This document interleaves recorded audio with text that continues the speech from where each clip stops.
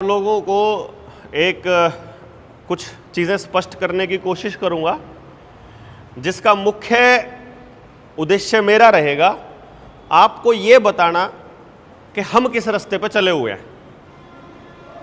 फिर आपने देखना है कि आप किस रास्ते पे चले हुए हो। मैं अपनी ज़िंदगी का मकसद बताऊंगा कि मेरी ज़िंदगी का मकसद क्या है, और आपकी वजह से मैं अपनी ज़िंदगी का मकसद नहीं बदलने वाला हूं।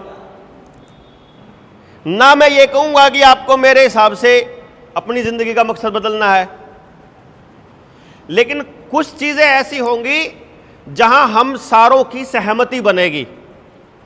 हमारा आर्थिक जो स्टेटस है वो क्या है उससे कोई फ़र्क नहीं पड़ता। हम किस बिरादरी से हैं, गांव में रहते हैं कि शहर में रहते हैं, ज़्यादा पढ़े लिखे हैं कि कम पढ़े लिखे, कुछ चीज़ें हम सबको चाहिए। सबको मतलब रोटी कपड़ा और मकान की बेसिक ज़रूरत, आपस में इंसान होने का एक इज्जत और सम्मान, समाज के अंदर स्वीकार्यता, ये सबको चाहिए। तो जो हम बताएंगे अपने उद्देश्य में, वहां अगर आपको लगता है कि आपकी भी वैसी ही सोच है और आप भी वैसा ही समाज अपने बच्चों के लिए चाहते हैं, तो फिर हमारा जो साथ होगा, फिर हमारी जो यात्रा होगी वो बहुत लंबी होगी। आपको कुछ और चाहिए और मेरे को कुछ और चाहिए, फिर हम सिर्फ जागरण अभियान तक ही सीमित रह जाएंगे, फिर हम लंबे नहीं चल पाएंगे। इसलिए स्पष्ट होना बड़ा ज़रूरी है कि भाई मैं क्या चाह रहा हूं, आप क्या चाह रहे हैं। तो चूंकि आज आपने निमंत्रण दिया है तो मैं अपनी बात बताऊंगा, उसके बाद हम सारे लोग मिलकर तय कर लेंगे कि हम कितने कितने लंबे चलेंगे। जब 2016 से लेकर आज तक 9 साल में गांव में, शहर में, अनपढ़ पढ़े लिखे सब लोगों से बात करी, तो कुछ चीज़ें समझ में आई कि समाज में हमें लग रहा है कि हम बहुत दुखी हैं और बाकी दुनिया का ठीक चल रहा है, क्योंकि हमने बाकी दुनिया से बात ही नहीं करी, क्योंकि हम बाकी दुनिया के पास गए ही नहीं। और जब हम गांव में जाकर, शहर में जाकर लोगों से बात करी, तो मुझे कोई व्यक्ति सुखी मिला ही नहीं, लेकिन सबकी प्रॉब्लम का प्रकार, उनकी टाइप, उनका तरीका दुखी होने का और उस दुख से निजात पाने का सबका अलग अलग। परमानेंट सॉल्यूशन मिल नहीं रहा। बहुत से संगठन, कोई 30 साल से, कोई 45 साल से, कोई 40 साल से लगा हुआ है। तो मुझे एक बात समझ में आई कि क्या मैं जब इस यात्रा को शुरू करूं तो क्या मुझे भी ऐसे ही करना पड़ेगा कि 30-35 साल लगने के बाद फिर नए क्रांतिकारियों को फिर मैं भी ऐसे ही कह दूं कोई नहीं बदलता रहे, सब अपना अपना स्वार्थ देखते हैं, सब अपने अपने स्वाद में हैं, कोई किसी की नहीं सुनता। ये मैं नहीं कहना चाहूँगा। इसलिए बहुत धरातल पर काम करने का मैंने प्लान किया। समस्याओं की बात करने लगोगे, अभी एक गांव से आ रहा हूं मैं, इगरा से। वहां जाने से पहले मुझे मेरे एक साथी ने बताया बहुत क्रांतिकारी गांव है, मतलब सरकार से लड़ते रहे हैं, हमेशा हमेशा संघर्ष करने वाले लोग हैं। मैंने जब पूछा कि गांव में कितने प्रतिशत लोगों की ज़मीन बैंकों के पास गिरवी रखी है, तो पता चलता है कोई बचा ही नहीं हुआ घर, सबकी ज़मीन गिरवी रखी हुई है। फिर देखा कि बीमारियां कितने घरों में हैं, ज़्यादातर घरों में बीमारियां ही बीमारियां हैं। फिर पता किया कि गांव में अपराध बढ़ गया कि कम हो गया। बोले जी बढ़ा हुआ है। नशा बढ़ा हुआ है कि कम है पहले से, 30-40 साल पहले से, कि नशा भी बढ़ा हुआ है। आपस में भाईचारा मजबूत हुआ है कि कमजोर हुआ है? बोला कमजोर हुआ है। परिवार टूटे हैं कि जुड़े हैं? परिवार टूटे हैं। परिवार टूट गए, आमदनियां घट गई, रोजगार घट गए, बीमारियां बढ़ गई, दुखी ज्यादा हो गए, कर्जा बढ़ गया, तो कैसा विकास है? फिर विकास किस चीज का हुआ है? गाड़ियां 2 नीचे हो, 2 घर में खड़ी हो, मैं इसको तो विकास नहीं मानूंगा।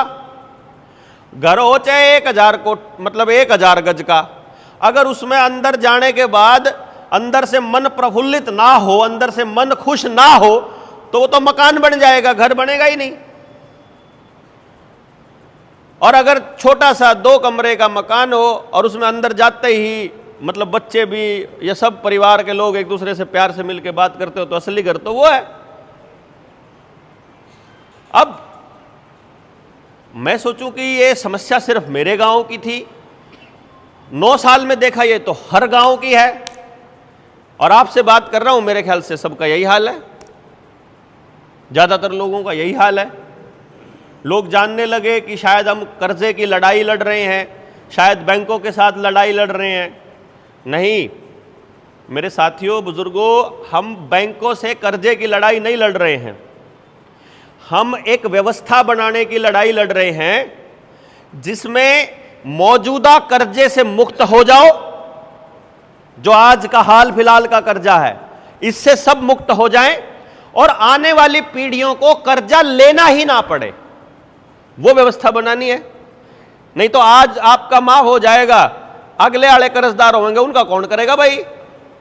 तो कारण ढूंढने पड़ेंगे कि हम कर्जदार क्यों हुए, कारण ढूंढने पड़ेंगे, अपराध क्यों बढ़ा, नशा क्यों बढ़ा, परिवार क्यों टूटे, या इसके बिना काम चल जाएगा?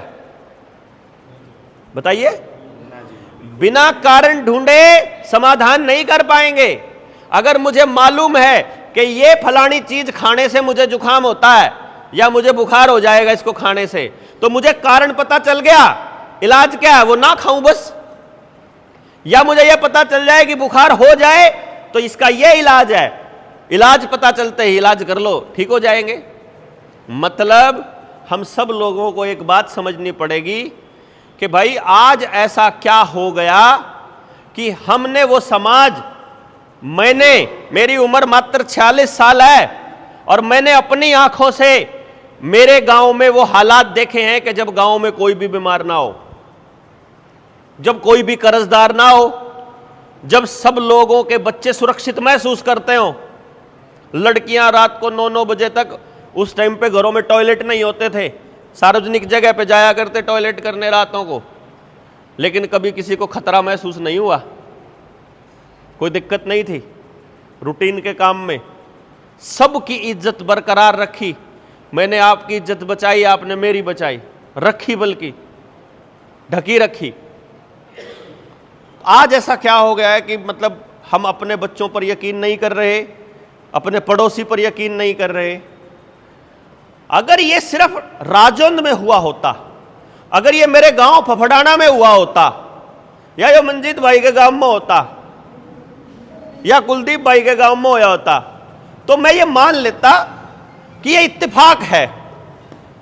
अगर ये सिर्फ मेरे घर का होता ना, तो भाई ये आदमी निकम्मा होगा, इसका होगा। पर ये तो अच्छे खासे खानदानी के घरों में भी हो रहे हैं, क्यों जी? ये तो लोग सोचते हैं कि अपने बच्चों को संस्कार नहीं दिए इसलिए हो रहा है, लेकिन जिन्होंने अपने बच्चों को बचपन से सब संस्कार दिए, जो सुबह शाम हवन यज्ञ किया करते थे, जो सारे ज्ञान के भंडार थे, घर तो उनके भी नहीं बचे, या बचे? नहीं बचे ना जी। बहुत अमीर थे, उनके भी घर नहीं बचे, बहुत गरीब थे, उनके भी नहीं बचे। गला खराब हो जाएगा ज्यादा दूर। मतलब घर नहीं बचे जी किसी के भी, पढ़े लिखे के नहीं बचे, अनपढ़ के नहीं बचे, शहर में जा चुका था जो उसके नहीं बचे, गांव में रह गया था उसके नहीं बचे। क्यों जी? मतलब इसका मतलब यह हुआ कि कारण समाज में, गांव में नहीं है इसका। मेरे यहां बता दो, आप में से कौन है जो बीमार रहना चाहता है, या आपके परिवार वाले बीमार रहना चाहते? आप चाहते हो कि आपका घर वाले बीमार रहे या आपका गांव बीमार रहे? कोई नहीं चाहता। कौन है जो कर्जदार रहना चाहता है? कोई नहीं रहना चाहता। कौन है जो पैसे मारना चाहता है? बैंकों के पैसे ले लिए फिर देना नहीं चाहता। भारत में ऐसी अभी तक ऐसी कोई संस्कृति नहीं है कि लोग किसी का पैसा मारने के बारे में मन में सोचे भी। क्यों जी? ना तो समाज चाहता कि वो कर्जदार रहे, लेकिन समाज कर्जदार हो गया तो फोर्स अंदर नहीं है, फोर्स कहीं बाहर है। अगर समस्या अपने आप होती है, आप में से कोई आयुर्वेद पे अगर काम करता हो या जिसको इनकी समझ हो, उन सबको मालूम होगा कि बारिश के दिनों में होने वाली बीमारी का इलाज वहीं आसपास झाड़ियों में, खेत में, डोड़ पे, रास्ते के दोनों तरफ हो जाता है। गर्मी में होने वाली बीमारियों का इलाज गर्मियों में पैदा होगा, यानी जिस वक्त बराबर बीमारी हो रही होती है पैदा, उस वक्त इलाज भी साथ में पैदा हो रहा होता है, कुदरती चीज से हो रही है तो। लेकिन अगर बीमारी कुदरती नहीं है तो इसका मतलब कहीं ना कहीं से आई है, फिर इलाज भी कुदरती नहीं होगा। अगर बीमारी दी गई है तो इलाज भी देना पड़ेगा। अगर आपका हमारा सर्वनाश जो हो रहा है अगर वो कुदरती होगा तो अपने आप ठीक हो जाएगा, परंतु यदि वो कुदरती नहीं है, किसी ने किया है, तो फिर इसको ठीक करना पड़ेगा। मानते होगे जी? फिर मैं आपका ठीक करूं, ये मेरी जिम्मेदारी है, मेरी है जिम्मेदारी आपका नाश ठीक करने की। आपकी जिम्मेदारी किसी का ठीक करने की नहीं है। मतलब मेरा मैं ठीक करूंगा, आपका आप ठीक करोगे, दूसरे को करने में दिक्कत आ रही है तो उसको ठीक करने में मदद करेंगे सारे भाई लग के आपस में एक दूसरे का। लेकिन समस्या को जानने के बाद तो पहले आपको यह मानना पड़ेगा हम लोगों को जो सिस्टम है, केंद्र सरकार है, राज्य सरकार है, कलेक्टर है, आपका एसडीएम है, वो सब लोग आपको क्या यकीन दिलाने की कोशिश करते रहते हैं कि हमें अपने आप को सुधारना पड़ेगा, हमारे में गलती है। पुलिस वाला कहेगा रिश्वत जनता देती है जल्दी काम करवाने के लिए। कलेक्टर ऑफिस में अगर आप जाओगे ना कि भ्रष्टाचार है, तो वो आपको यकीन दिलाएंगे कि तुम अपना काम जल्दी करवाने के चक्कर में रिश्वत देना चालू करते हो, मतलब ये गलती हमारी है। वो ये कहते हैं तुम अपने कागज पूरे लेकर नहीं चलते हो इसलिए चालान कटता है, तुम अपना सारा डेटा नहीं देते हो इसलिए तुम्हारे खाते में पैसे नहीं आते हैं, तुम ठीक से खेत में पैदावार नहीं करते हो इसलिए तुमको एमएसपी नहीं मिलता है, तुम अपने बच्चे को पढ़ने के लिए नहीं बोलते इसलिए तुम्हारे बच्चे के नंबर नहीं आते, क्योंकि तुम्हारे बच्चे के नंबर नहीं आते इसलिए तुम्हारे बच्चे को रोजगार नहीं मिलता। तो गलती तुम्हारी है, तुम्हारी है, तुम्हारी है। सिस्टम में जो मलाई खा रहे हैं उनकी कोई गलती नहीं, वो आपको ऐसा बताते हैं, है ना।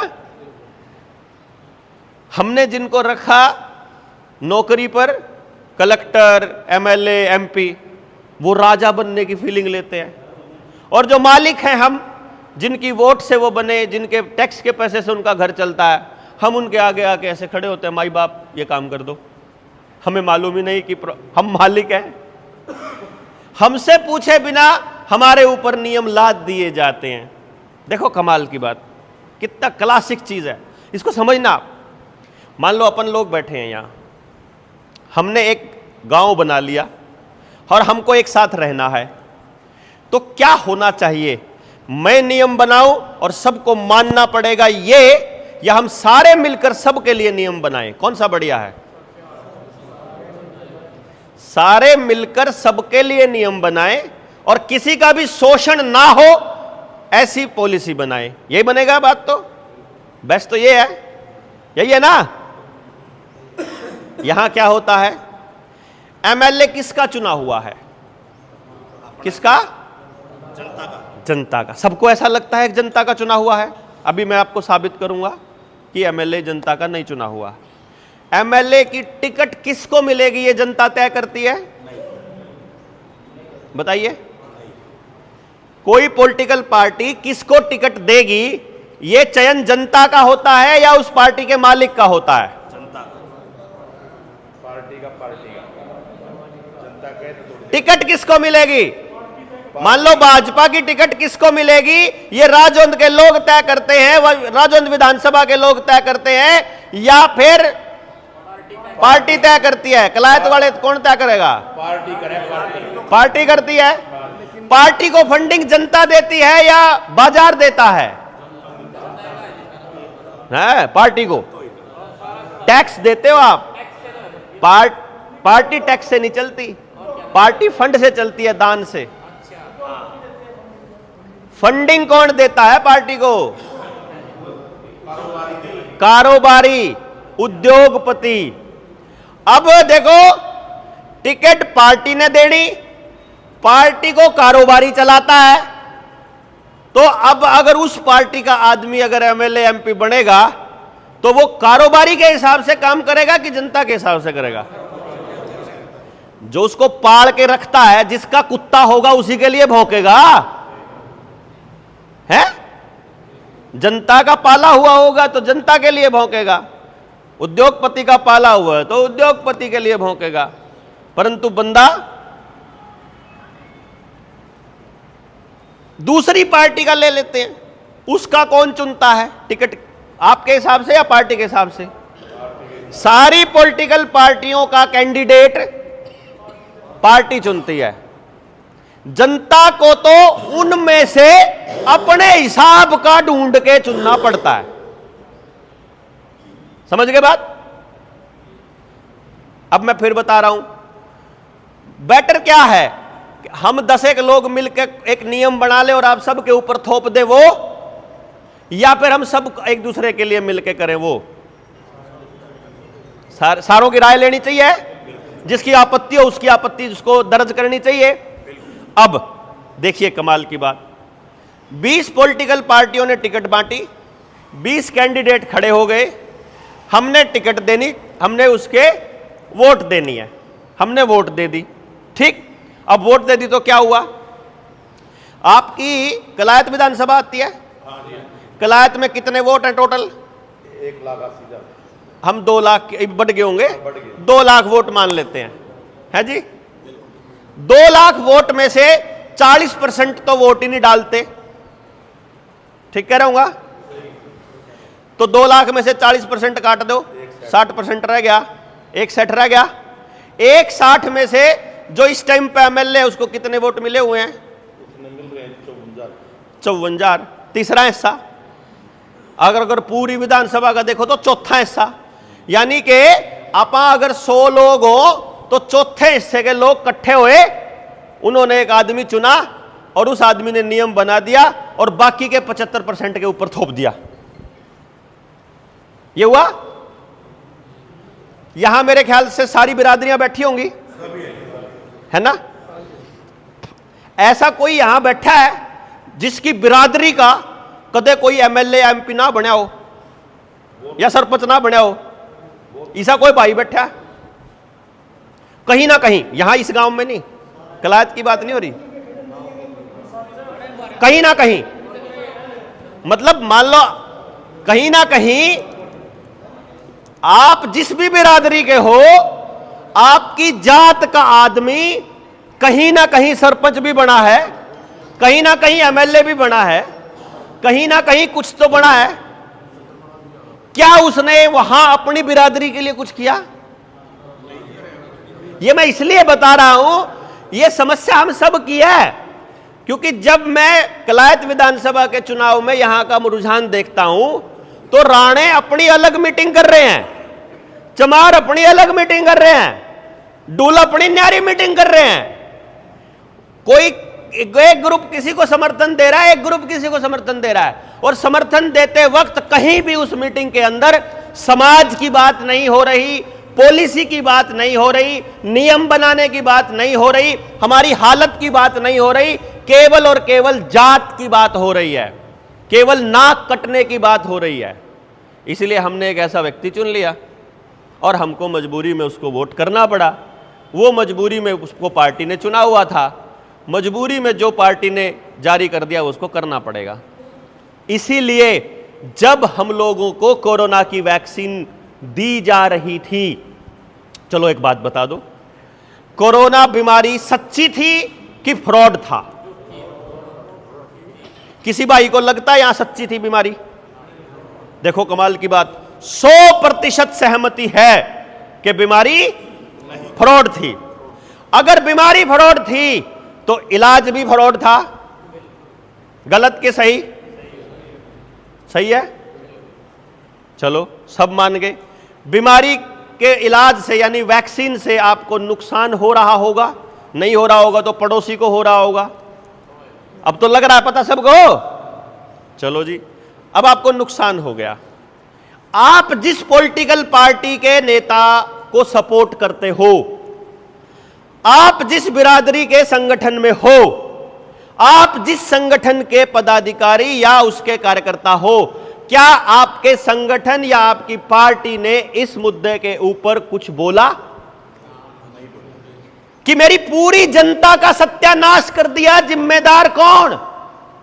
वैक्सीन बनाने वाली कंपनी, उसका प्रमोशन करने वाला नरेंद्र मोदी, उसको लगाने वाला डॉक्टर, भेजने वाली ये आंगनबाड़ी वर्कर, आशा वर्कर या सर्टिफिकेट चेक करने वाला कौन? जिम्मेदार कौन?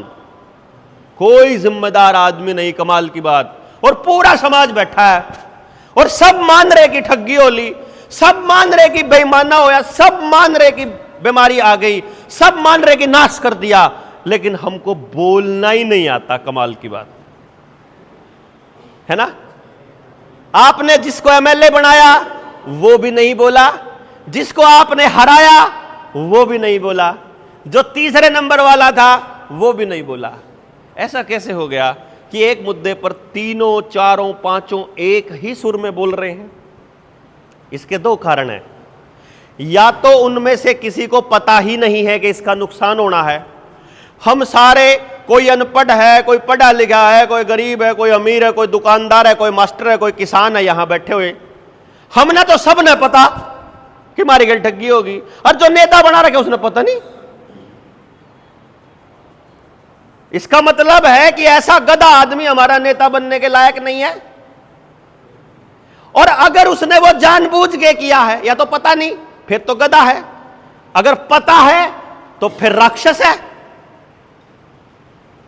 फिर उसने नरसंहार होने दिया और नरसंहार के बाद वो आपकी आवाज नहीं उठा रहा। क्यों जी? क्योंकि और पिछली बार जो आपका नुकसान हुआ उसमें अगर वो नहीं बोला तो अब आपकी बच्चियों के ऊपर अटैक होने वाला है, वो उसमें भी नहीं बोलेगा। कर्जे में आपका घर जाने वाला है, वो उसमें भी नहीं बोलेगा।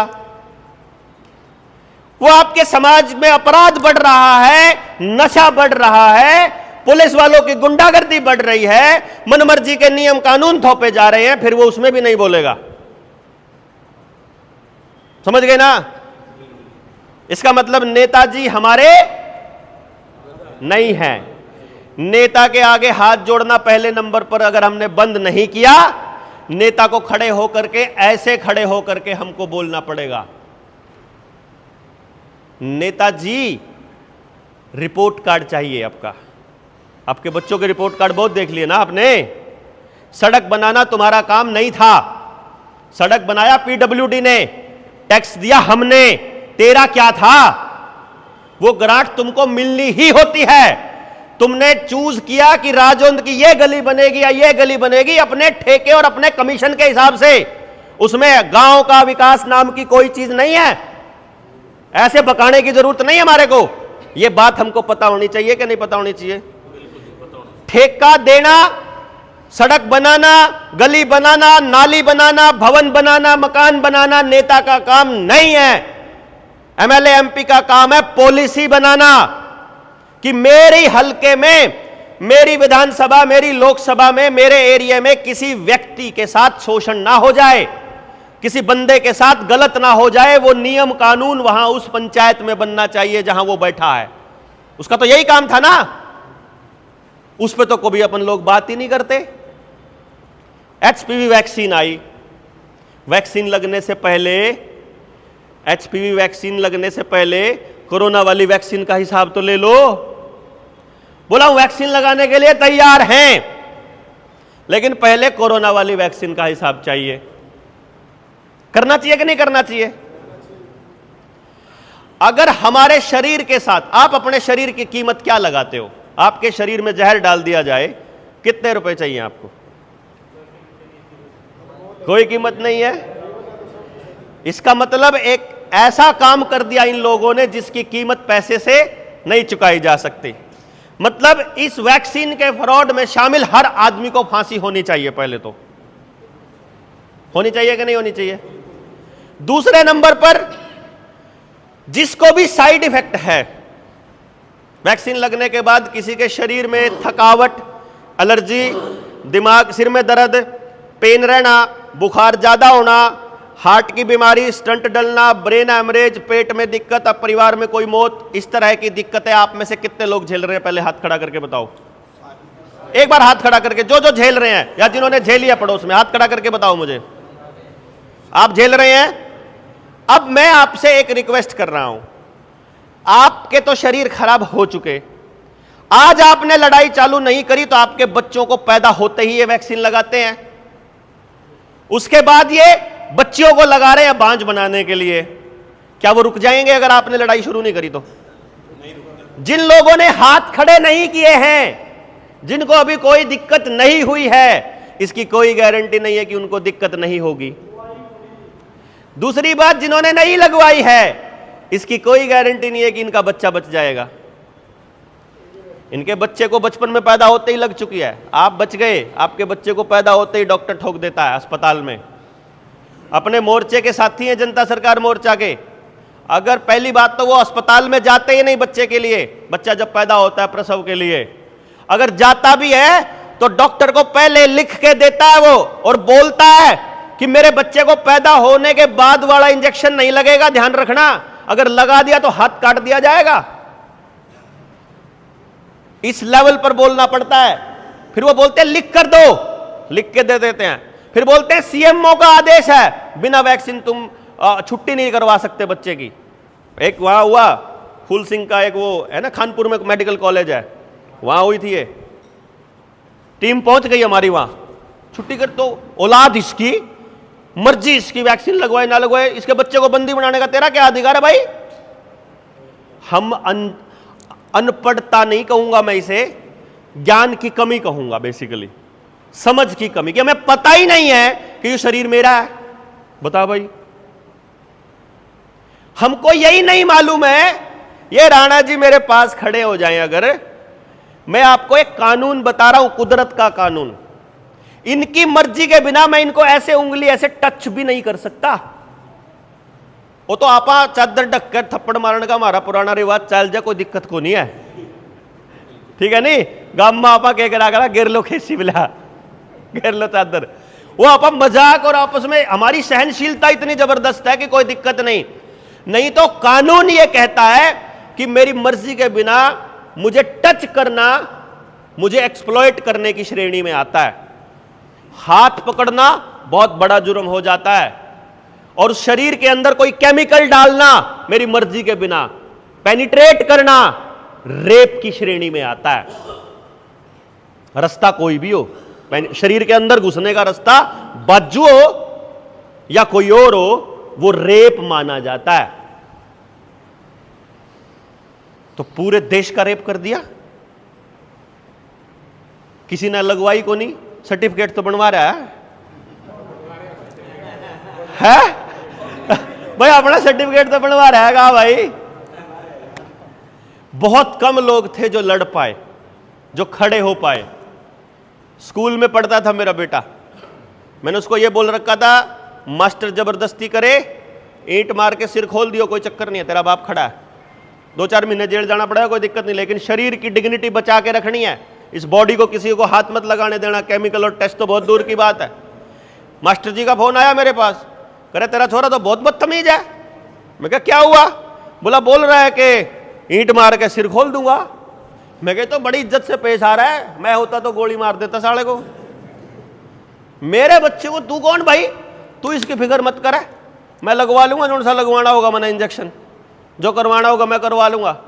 तू इसको बीमार समझ के घर भेज दे, तेरे हाथ में सिर्फ इतना ही है ना, तू दाखिल नहीं करेगा, तू इसका पेपर नहीं देने देगा, तेरे सर्टिफिकेट के भरोसे पैदा को नहीं कर रखा यो, तेरे वैक्सीन के भरोसे पैदा नहीं कर रखा, तब जा करके वो बच्चा बचा। उसकी क्लास के 3 बच्चे मर चुके हैं हार्ट अटैक से, है? मैं वही कह रहा हूं ना, बच्चों को लगा रखी है ना। जिन बच्चों को पैदा होने के बाद वाली वैक्सीन लगी हुई है, मैं आपको आज बता रहा हूं, 5 साल तक लगभग 35 वैक्सीन लगती हैं, 5 साल की उम्र होने तक। किसी ने 5-6 लगवा ली हो, गलती हाँ गलती तो लगवा ली कोई बात नहीं, लेकिन 35 लगती है। जिसने 35 की 35 लगवा ली वो उसका बच्चा 45 साल पार नहीं करेगा, गारंटी है। या तो उससे पहले परमानेंट कोई बीमारी, sugar, blood pressure, heart attack या कैंसर जैसी बीमारी हो जाएगी, नहीं तो उससे पहले टपक लेगा। जिन्होंने कोरोना वाली लगवा रखी है, लगने के बाद जिसको बुखार हुआ है वो 2031 का सूरज नहीं देखेगा। वही लिखने लग रहे हम, अपनी वसीयत लिख लियो। इतना बुखार होया जिसका लगने के बाद, उसका कारण क्या है? आप देख लो आपके आसपास, कैंसर डायरेक्ट चौथी स्टेज में मिल रहा है कि नहीं मिल रहा? मतलब पेट में दर्द होया, अस्पताल में गया, चौथी स्टेज का कैंसर अचानक से। पता करो वैक्सीनेटेड था, खाना खा रहा है, शादी में है, डीजे पे नाचते हुए है, हार्ट अटैक। दिल का डॉक्टर ऑपरेशन टेबल पे मरीज का दिल खोल रखा और हार्ट अटैक तो मर गया। ये डॉक्टर है, इनके भरोसा हम अपना दिल खुलवाए बैठे। अब आपकी जान खतरे में, आपके बच्चों की जान खतरे में, और सबसे बड़ी बात आपका बीज खतरे में। यह बड़ा कमाल होता है। महाराणा प्रताप के वंशज हैं ऐसा बोलते हैं, लेकिन ऐसा बोलते हैं तो एक बात समझ लेना, हम ये कह रहे हैं कि महाराणा प्रताप का खून है, परंतु अगर बच्चा आईवीएफ से पैदा हुआ है फिर न्यू मान के चलियो कि कुत्ते का भी हो सके, सूर का भी। फिर सूरजमल का खून को नहीं। फिर आपा उसके, फिर उन ऋषियों की संतान नहीं है, फिर आपा उस जानवरों के ओलिए। चेक करो, घोड़ा तेज भागता है, गधा वजन खींचता है, दोनों का संकर करवा दो, खच्चर बना दो। गाय दूध कम देती है, थोड़ी चुस्त है, भैंस सुस्त है, दूध ज्यादा देती है, दोनों का संकर करा दो, भले अमेरिकन बन गई, एचएफ बन गई, दूध भी ज्यादा होएगा और थोड़ी चुस्त भी होएगी। दोनों का मिक्स, ना वह गाय बची ना वह भैंस बची। हर चीज आपको जेनेटिकली मॉडिफाई करके दे रहे हैं। तो खेत में उगने वाला जो बीज है वो गांव में किसी के पास ओरिजिनल बचा नहीं, गांव में जिसके डंगर है वो ओरिजिनल बचा नहीं, अरीब मानस के बीच बैठा है क्या? समझ रहे हैं मेरी बात को? मानस के बीज पे अटैक कैसे है? इन्होंने डंगर का बीज विकसित किया, तो डंगर का बीज बेचना था तो जोटे खत्म करने पड़ेंगे, इसलिए सबका गाय पैदा होएंगी, सबका बाछड़ी होएंगी, सबका काटड़ी होएंगी, मैसी मैस हो जाएंगी, जोटे खत्म, सब खत्म। खेत के अंदर जो बीज बनाए हाइब्रिड बीज, उनमें भी सिर्फ एक ही कैटेगरी रख ली और वो बांझ बीज बना दिया। बांझ बीज आता है ना, कंपनी से लाया हुआ बीज दोबारा तो नहीं उगता। इब कंपनी से आया हुआ बीज दोबारा कैसे हो जाएगा? जो मानस का बीज आएगा आईवीएफ सेंटर। पहले अगर किसी को नपुंसक कह दिया कर देना इजड़ा, तो गंडासी चाल जाया कर दी। आजकल ऐसे सड़क पे बड़े बड़े होर्डिंग लगा के कहते हैं कि बच्चा नहीं हुआ तो क्या बात है, नपुंसक हो तो क्या हुआ, दुकान पे आओ बीज देते हैं आपको। और कैसा चाहिए हम बता दो, नीली आंखों वाला चाहिए, मोटी खाल वाला चाहिए तो गेंडे का जीन डाल देंगे, तेज दौड़ने वाला चाहिए तो घोड़े वाला डाल देंगे, वफादार बच्चा चाहिए तो कुत्ते का डाल देंगे। उनके पास पूरा जेनेटिकली मॉडिफिकेशन का साइंस है। हम अपनी साइंस भूल के बैठे हैं। हमारी वंशावली खत्म हो रही है। वंशावली का सबसे बड़ा फायदा क्या होता है? यदि आप राणा की संतान हैं तो आपके अंदर लड़ने वाले जीन कुदरती हैं। यदि आप किसान की संतान है पैदाइशी, तो आपके अंदर किसान खेती करने के जीन पहले से हैं। आप जो भी काम करने वाले लोग हैं, उस काम को करने के जीन आपके अंदर, वो मेमोरी आपके पुरखों की सारी है। जिस दिन समाज को जरूरत पड़ेगी अचानक अंदर से निकल आएगी। परंतु यदि आपका डीएनए बदल दिया गया है, अब आप समाज के किसी काम के नहीं बचोगे। जिन को वैक्सीन लगने के बाद बुखार हुआ था, उनका ना तो कोई काम करने का मन करेगा, ना वो समाज की एक्टिविटी में भाग लेंगे, सारा दिन मोबाइल के ऊपर और टीवी के ऊपर ही लगे रहेंगे और बोलते रहेंगे मोगली जी ने विकास कर दिया। यही है ना, ये चल रहा है। अब आ गई बच्चियों की बारी। सन 2009 में 1100 लड़कियों को गर्भाशय निकालना पड़ा था। –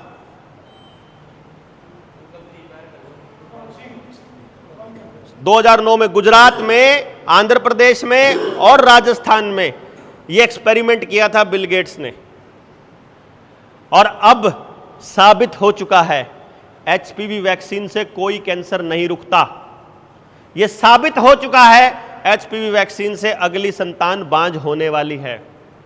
आज आपको कहा जा रहा है यह लड़कियों के लिए है, थोड़े दिनों के बाद आएगा कि लड़कियों में एचपीवी वैक्सीन सेक्सुअल एक्टिविटी के जरिए आता है, क्योंकि इसमें लड़के कैरियर होते हैं, तो अब लड़कों को लगवाएंगे। असली मकसद जो इंदिरा गांधी ने नसबंदी करी थी वो नसबंदी है। ये नसबंदी का क्या फायदा है? नसबंदी का बड़ा फायदा यह है, एक तो बच्चे उनसे पूछे बिना नहीं पैदा कर पाओगे, क्योंकि फैक्ट्री आपकी तो है नहीं बीज की। इंसान के बीज का फैक्ट्री आपके पास तो नहीं है ना, स्पर्म काउंट ही खत्म हो जाएगा। डाउनफॉल करके एक किताब है, उसमें लेखक ने रिसर्च करके यह बताया है कि 2050 तक यदि ऐसे ही चलता रहा तो 2050 में भारत के युवाओं का स्पर्म काउंट 0 हो जाएगा। यानी भारत में प्रत्येक व्यक्ति नपुंसक हो चुका होगा। वो केवल सेक्सुअल एक्टिविटी करेगा, उसके स्पर्म में बच्चा नहीं होगा। यह बकायदा रिसर्च का अंग है ये। और आप देख रहे हो अपने आसपास, यदि ये कम नहीं हो रहा है रोज तो बता दो, अब ये स्पीड से बढ़ेगा। क्यों? क्योंकि आपको रिसर्च करने की आदत नहीं है।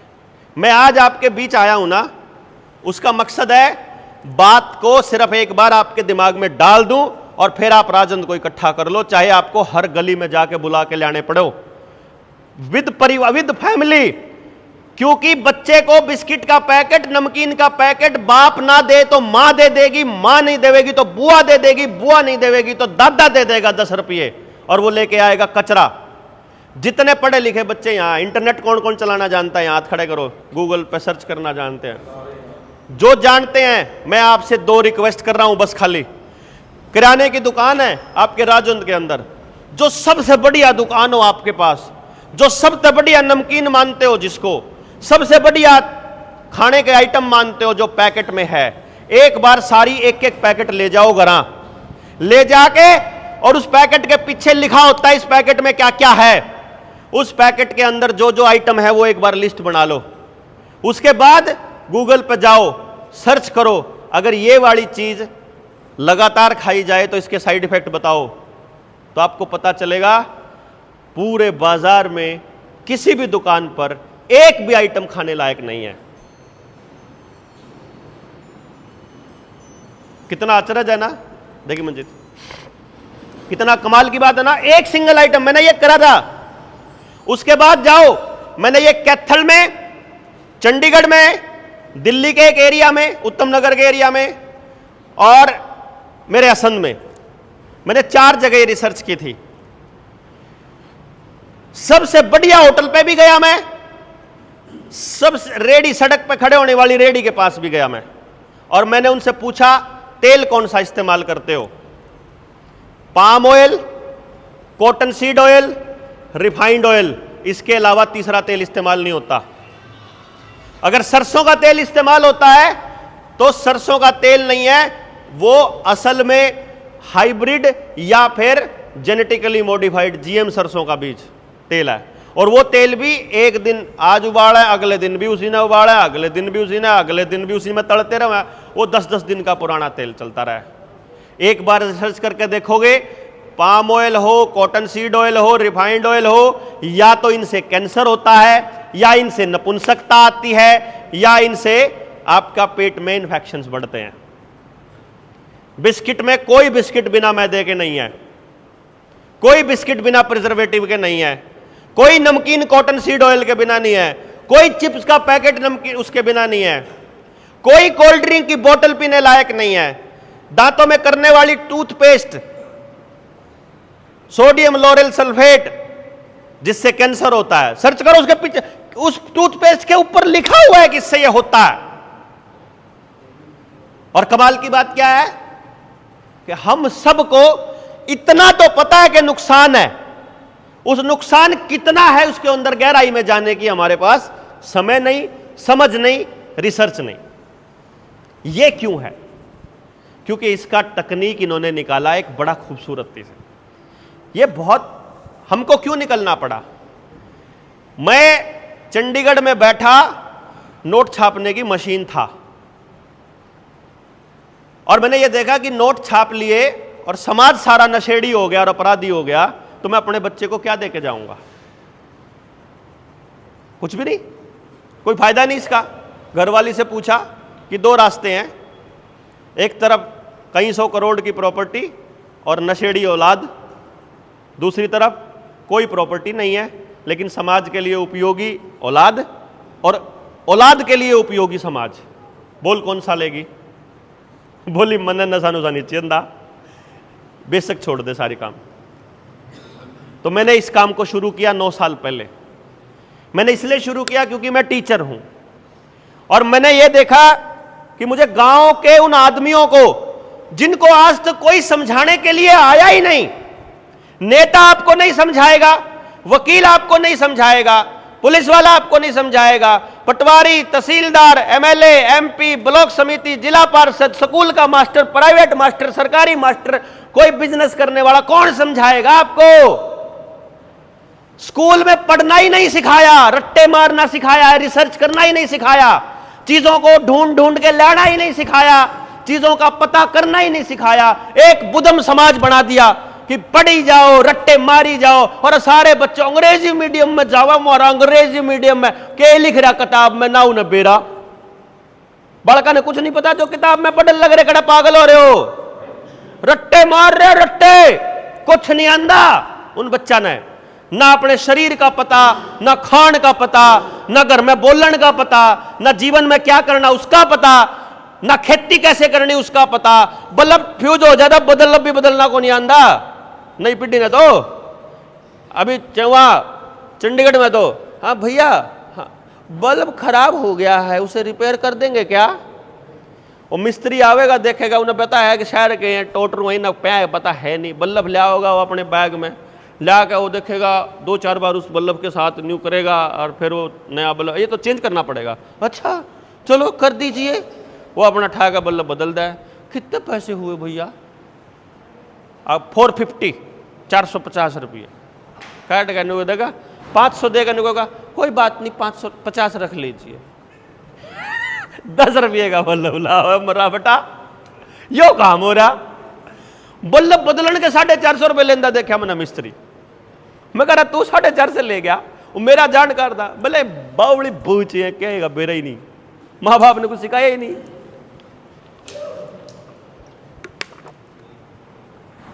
इसी से औलाद हमारी पैदा होने लग रही है। कारण क्या? कारण है हमारा एंटीना खराब है। आपने पता आपका एंटीना कहां है? सिग्नल जो परमात्मा से पकड़ता है एंटीना, वो यहां होता है, जिसे मां कागा बोलती है। इसको बोलते हैं पाइनियल ग्लैंड साइंस की लैंग्वेज में। आध्यात्म में जब हम मंदिर में जाते हैं तो आपने देखा होगा, हम मंदिर में हमेशा हाथ जोड़कर ऐसा करते हैं, ये ऊपर की तरफ हो जाता है, और हम मंदिर के बिल्कुल बीच में जाते हैं और बीच में वो गुबंद बना होता है, उस गुबंद के ऊपर तांबे का या सोने का वो चढ़ा होता है, वो इलेक्ट्रिकल सिग्नल सीधे यहां आते हैं, तो हमें सद्बुद्धि मिलती है, हमें सही और गलत का निर्णय लेने की अकल आती है। हम ये देख पाते हैं कि जब मालूम था कि वैक्सीन खराब थी तो बच्चों को क्यों लगने दी। ये केवल जिनका ये एंटीना काम कर रहा है वही लड़ पाएंगे। नेता चोर है पता होते हुए लड़ने की हिम्मत केवल जिनका एंटीना ठीक होगा, जिनकी पाइनियल ग्लैंड ठीक होगी, वो लड़ पाएंगे। पता होते हुए कि आपके बच्चे को पढ़ाई जाने वाली शिक्षा खराब है, उस स्कूल से हटाने की हिम्मत, आधार कार्ड को बैन करने की हिम्मत, अपार आईडी ना बनवाने की हिम्मत या मास्टर को लिख के देने की हिम्मत केवल उनकी होएगी जिनका ये एंटीना ठीक होगा, ठीक घूम रहा होगा। छात पचड़ का करा कर दे, नहीं इनू घुमाया कर दे, आ गया आ गया आ गया, सिग्नल आ गया। जिनके सिग्नल आंदे होंगे उसे क्या समझ आवेगी, उसे ने दिखेगा क्यों लाग रहा, नहीं तो हमने दिखा ही को नहीं। अकल ऐसे मतलब जैसे शराब भी हुआ है, शराब पी रखी, आंख खुल रही है, पता है कि सामने वाला निकल रहा है, फूक देंगे, चल जा नहीं रहा, फूकण की बात करे, धड़ाक लाग देगा, धक्का लागेगा और मारे पक्ष कुछ कर नहीं सकता क्योंकि नर्वस सिस्टम खत्म। वो नशे में हम सब हैं। पता है गलत हो रहा है, पता है मास्टर भी नाश करने लाग रहा, प्राइवेट भी नाश कर रहा, सरकारी भी, पता है कि वकील लुटन लाग रहे, पता है थानेदार लुटन लाग रहा। इतने बावड़ी बूझ हैं हम, पड़ोसी की शिकायत करने जावे, थानेदार तक पीछे ले गए FIR लिखवावे, और वो दूसरा भी कंप्लेंट लिखने जावे, वो भी पीछे ले गए FIR लिखवावे है। वकील तो यू भी देवे, वकील तो ओ भी देवे। थाने में थानेदार ने कहता चाहे तो समझौता कर लेंगे, 2.5 मान भीतर गिरूंगा, फिर दोनों गांव के लोग बुलावे, बैठ का समझौता करे। अरे बोलो, इस इंस्पेक्टर के, इस पुलिस वाले के कहने से समझौता करने बढ़िया भाईचारे में कर लेंदे रहे। वो चौधरी बनाया खाम खाई का, और अपने भाई ने चौधरी बना लेंदे, उम्र के हिसाब से चौधरी बना लेंदे कि यो मेरे तो बड़ा इसकी मान लूं मैं, भाई तो जो कुछ कहेगा मान लूंगा। लेकिन हमारे बंदे इतनी अकल नहीं है, वो खाकी वर्दी पहरा होया कहेगा जिब, चाहे फिर कोर्ट में जाओगे वो जो जिब लुट लोगे वकील पे भी, न्यूनतर भी चक्री काट काट के, फिर जज कहेगा एक बार बारे समझौता करके देख लो पंचायत में, जज क्या कहे तो कर लेंगे, बेरा है कि बेइज्जती सी हो लिया तो वो नहीं रहा हमारी खेल। यानी पता हो रहा है कि यार ये तंत्र हमारे लिए काम नहीं कर रहा। सरकारी मास्टर सिर्फ हाजिरी लगाने आ रहा है, मिड डे मील में कचरा खिला रहा है बच्चों को, प्राइवेट मास्टर को ट्यूशन से मतलब है, स्कूल के मालिक को सिर्फ फीस से मतलब है, MLA को अपना रिश्वत खानी है, DC को अपनी रिश्वत खानी है, पटवारी अलग से रिश्वत खा रहा है, जज का रीडर वहां बैठा 100 रुपए लेता है, जज को पता नहीं है कि वो 100 रुपए ले रहा है, तारीख बदलने के 200 रुपए ले रहा है। और जिस जज का रीडर भी से ले रहा है यार, वो न्याय करेगा आपके साथ यार, अकल ही नहीं आ रही यार। बूढ़ा न्यू कहेगा हम खेत में जार नहीं गिरते भाई, खान वाले में नहीं गिरते, मगा चा कौन से में गिरा है, बेचन वाले में गिरूं। अच्छा बेचन वाला कड़े जावे, मंडी में जावे, मंडी में तो किंग जावे, बेरा नहीं फिर तो किंग जावे। मैं बताऊं, मंडी में तो जावे फैक्ट्री में, जब सड़ तो रहा हो तो जावे दारू बनन खातर, और ना सड़ रहा हो तो जावे फिर ब्रेड बनन खातर, बिस्किट बनन खातर। और फिर तेरा छोरा जो सा ब्रेड का पैकेट ले रहा हो उसे का है जहर गिरे हुए का कड़र राजी हो रहा, हॉस्टल में जो कुछ खान लग रहा है वो जहर गिरा हो है तेरा, वो जो PG में खान लग रहा है वो जहर गिरा हो है तेरा, वो जो बाहर होटल पे खाओ जिंगा खाओ, जड़े भी बाहर करता बाहर लिकड़ के जड़े भी खान लग रहा है वो सारा जहर गिरा हो है, तो है तेरा है गिरा हो है, तो है वो। हमारे समझ में नहीं आ रही है, क्यों नहीं आ रही? क्योंकि या एंटीना खराब हो रहा है, एल रहा एंटीना, तो किसी न किसी ने एंटीना सीधा करना पड़ेगा। जब भी तो अकल आ गई, पता लग गया, यहां से जाने के बाद गणे तो कहेंगे बात तो ठीक कहते बुलारा साहब, फिर कुछ बदलता को नहीं, कोई मानता तो को नहीं, खतिये नाश हो रहा। मतलब करने की हिम्मत कब आएगी? जब एंटीना सेट हो जाएगा। एंटीना सेट होने के लिए पहले अपने को अपने कुछ चीजों की तरफ ध्यान देना पड़ेगा। इस शरीर को पहले शुद्ध करना पड़ेगा। यह शुद्ध गंगा जल तक नहीं होता, गंगा में तो फैक्ट्रिया का पानी आ लिया, तो गंदगी आ ली उसमें, तो ये गंगा से शुद्ध नहीं होगा। ये भीतर में जो जान लग रहा है ना शरीर के, ये वहां से शुद्ध होगा। अब ये वहां से कैसे होगा इसको समझिए, फिर मैं आपको पता लगेगा कि ये चीजें ठीक कैसे करनी है। अगर इस पाइनियल ग्लैंड को, किसी की पाइनियल ग्लैंड को कैल्सीफाई कर दें हम, कैल्सीफाई पता क्या होता है? कैल्सिफिकेशन, इसके ऊपर कोई परत चढ़ जाए, जैसे लोहे के ऊपर जंग लग जाती है, तो जब ये पाइनियल ग्लैंड लगातार गंदगी के संपर्क में आती है तो इसके ऊपर एक परत चढ़ जाती है, जिसकी वजह से हम सही और गलत का निर्णय नहीं ले पाते। इसीलिए गुस्से में कभी कभी ऐसी बात बोल जाएंगे जिसके लिए बाद में पछताएंगे, अपने बच्चों के लिए ऐसा निर्णय लेंगे जिससे बाद में पछताएंगे, बहुत सारी चीजें ऐसे करेंगे जो बाद में पछताएंगे, क्योंकि उस वक्त जब निर्णय लेना था तब हमें उस चीज की अकल नहीं थी। तो इस पाइनियल ग्लैंड पे अटैक कौन सी चीज करती है वो देख लो एक बार अपने घर में था, और सब तब पहला वो चीज अपने घर में था फेंक दो। कर सको तो काम बताओ जी, बताओ। हाँ जी, हाँ जी। कर सके? ये बताऊंगा क्यों कर सको। जो जो चीज है वो अगर आपने समझ ली और अगर आपने वो निकाल दी, गारंटी है आप अपने बच्चे के साथ कभी गलत नहीं होने दोगे और आप अपने समाज के ऊपर काम करना चालू कर दोगे ऑटोमेटिक। लेकिन पहले अपनी पाइनियल ग्लैंड पे काम करना पड़ेगा। सबसे पहला अटैक पाइनियल ग्लैंड पे होता है ग्लाइफोसेट। नाम सुना है किसी ने? बताओ जी, किस किसी ने सुना है ग्लाइफोसेट? वीडियो में सुना, देखा नहीं कदे। इब एक काम करियो, अगर आप किसान परिवार से हो तो जा करके चेक करके आओ इधर इसके अंदर जितने भी यूरिया डीएपी बीज की दुकान है, जितने भी आइटम बीज खार बीज दवाई की दुकान पर रखी हुई है, जितने भी डब्बे रखे हैं, जितनी भी चीज खेत में गेरन की है, सब में ग्लाइफोसेट है। यानी कि आपको अपने खाने की हर कौर के साथ, ढाबे की हर रोटी के साथ आपके अंदर ग्लाइफोसेट जान लग रहा है। तो इसका मतलब है आपको किसान को यह बताना पड़ेगा कि तो जहर गिरना बंद कर दे। फैमिली डॉक्टर की जगह फैमिली फार्मर तैयार करने पड़ेंगे। भाई तू मेरे नाम का उगा ले, इसमें मत गिरिए, चाहे कितना हो तो मेरे पे ले लिए पीछे, कम से कम जहर तो नहीं खाऊंगे बालक। किसान ने भी फायदा हो जाएगा, उसने भी धक्के नहीं खाने पड़ेंगे और मारे बालक भी ठीक चीज खा लेंगे। जिसका जमीन ना है वो उससे कर लो, भाई मैं तेरा यूं काम कर दूंगा तो मेरा यूं कर दे। समाज को संगठित अपने आप होना पड़ेगा मजबूरी में। अगर आपको अपने बच्चे जहर से मुक्त रखने हैं तो क्यों जी? ग्लाइफोसेट दूसरा कहां है?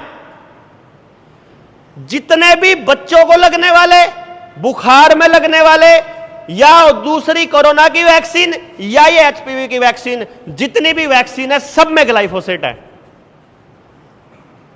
यानी जिस बच्चे को बचपन में वैक्सीन लगी उसकी पाइनियल ग्लैंड पे पैदा होते ही अटैक। थोड़ा साफ होने लगेगा मां के दूध तय या खेल कूद करके, फिर हफ्ते 10 दिन बाद फिर एक इंजेक्शन, महीने बाद फिर एक और, फिर एक और, फिर एक और, फिर एक और, इतने कति पूरा जंग नहीं लग जाएगा उसके सिर के ऊपर उस पाइनियल ग्लैंड पे। इतने छोड़ देनी है 5 साल तक उस बालक ने ऐसा बुदम बना देंगे और क्या ये जोगा नहीं, पर सिर्फ उसने फिर मोबाइल चाहिएगा। फिर ना रोटी चाहिए, ना मां चाहिए, ना बाप, ना किताब, ना समाज, ना खेल, ना माटी, ना रंगर, उसने कुछ पसंद नहीं आया, फिर उन्हें सिर्फ मोबाइल चाहिएगा। बन रही कि नहीं बन रही आपके आसपास, या बन रही है? उस तक पीछा छुड़ाने का बड़ा आसान सा रास्ता है। खाने में से ग्लाइफोसेट निकाल दो, बच्चों को लगने वाली वैक्सीन से हटा दो। मैं तो सिर्फ न्यू बताऊंगा, इस तरह न्यू होगा, बाकी हटाना ना हटाना हो तो आप हटा लियो ना हटा लियो। भाई मैंने कहूँगा मेरे कहीं तो हटाना पड़ा है, आपको हटा लियो भाई, मेरे कहीं तो न हटाइयो। नंबर 2, इस पाइनियल ग्लैंड पे अटैक होता है फ्लोराइड से। फ्लोराइड कहां कहां होता है? जिसको भी टुंटी का पानी मिलता है, भाई जी टुट्टी का पानी जिसके भी घर में कनेक्शन है, अगर 5 बजे पानी का कनेक्शन आता है भाई, कोई बात कोई बात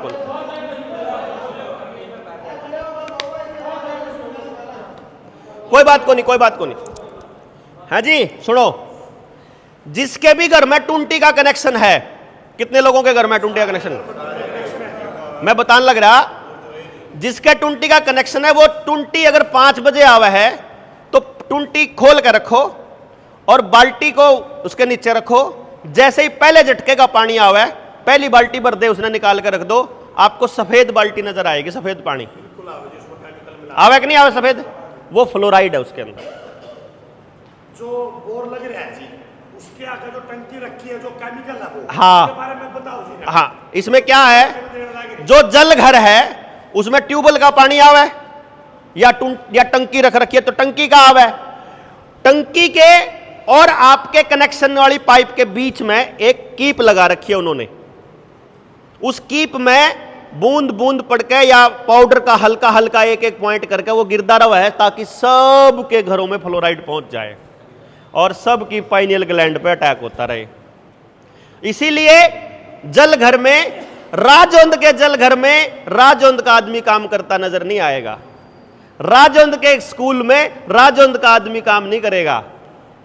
राजौंद का आदमी संध जावेगा, संध का राजौंद आवेगा, याड़े आला पुंडरी जाओगा, पुंडरी आला सिरदा आवेगा, सिरदे आला किते और जाओगा। मतलब क्योंकि अगर अपने गांव में होगा तो गांव ने सच ना बता दे, इसीलिए यो बंसीलाल ने गेम खेला था, सबको अपने अपने गांव से बाहर भेज दो, क्योंकि गांव में लिहाज हो है। गांव में अपने गांव के लोगों का नाश क्यों कर करे, कोई मानस पता लग गया पाछा है, फिर वो उसने पाउडर ना फेंक दिया करेगा और सरकार तक कह देगा गिर दिया। लेकिन बाहर का आदमी का नाश होने लग रहा तो उस आदमी ने न्यू कौन बेरक तेरा नाश करने खातर कोई और बिठा रखा, हर तो किसी और का लाग रहा कर। समझ आ गई? टूंटी का पानी, इसका इलाज क्या है?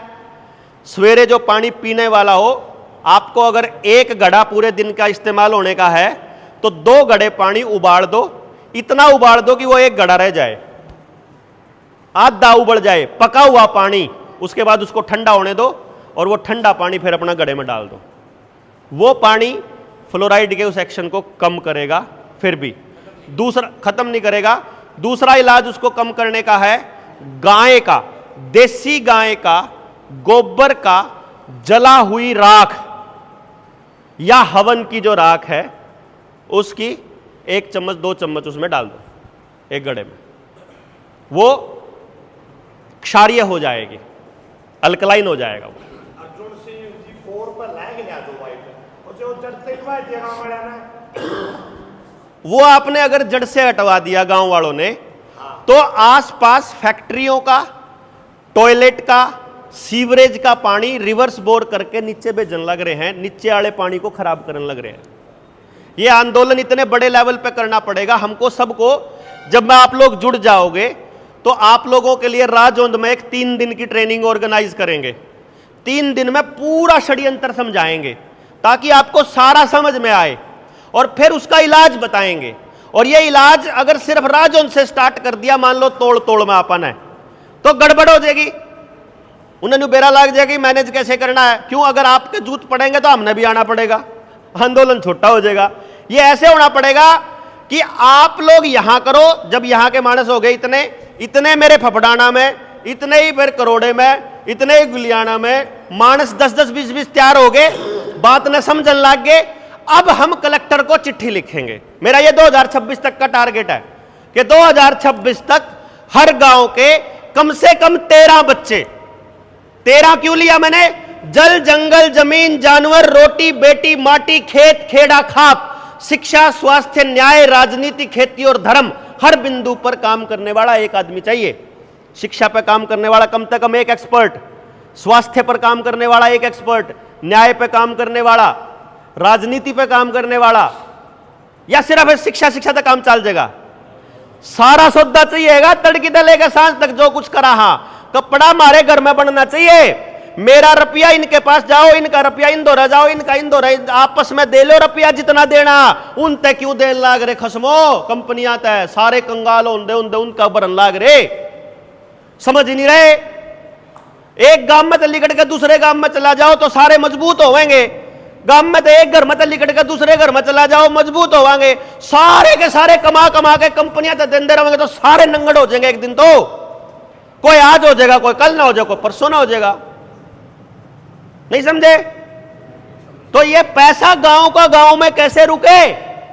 हम एक दूसरे के पूरक कैसे बने? हम एक दूसरे को मजबूत कैसे करें? हम एक दूसरे के मतभेद खत्म कैसे करें? इसके लिए चर्चाएं बहुत लंबी चलेंगी, एक दिन का काम नहीं है ये। इसीलिए हर मुद्दे पर अलग अलग जगह, अलग अलग लेवल पे मैं बोलता हूं, ताकि किसी का या सुनी हुई काम आ जाए, किसी का या सुनी हुई काम आ जाए, किसी का या हो जाए। सारी बात रिपीट करांगे तो वह भी किसी काम की नहीं। एक स्टेप आगे बढ़ते जाओगे तो करते रहेंगे। एक एक प्रॉब्लम के ऊपर जब चर्चा करेंगे कम से कम 3-3, 4-4 घंटे का समय एक एक बात पर लगा है। मैंने एक गांव में पूछा इकट्ठे होकर नहीं कर सकते, वो बोले जी इकट्ठे होंदे तो कौन नहीं। मैं कहा कॉपी पेन लेकर बैठा, मैं बताओ इकट्ठे क्यों नहीं होंदे। एक बोला जी जड़ है, एक बोला जी देख कर राजी को नहीं, एक बोला जी पॉलिटिकल कारण है, एक बोला जी यो कारण गणे बता दिए। मैं कहा एक कारण पकड़ लेते हैं।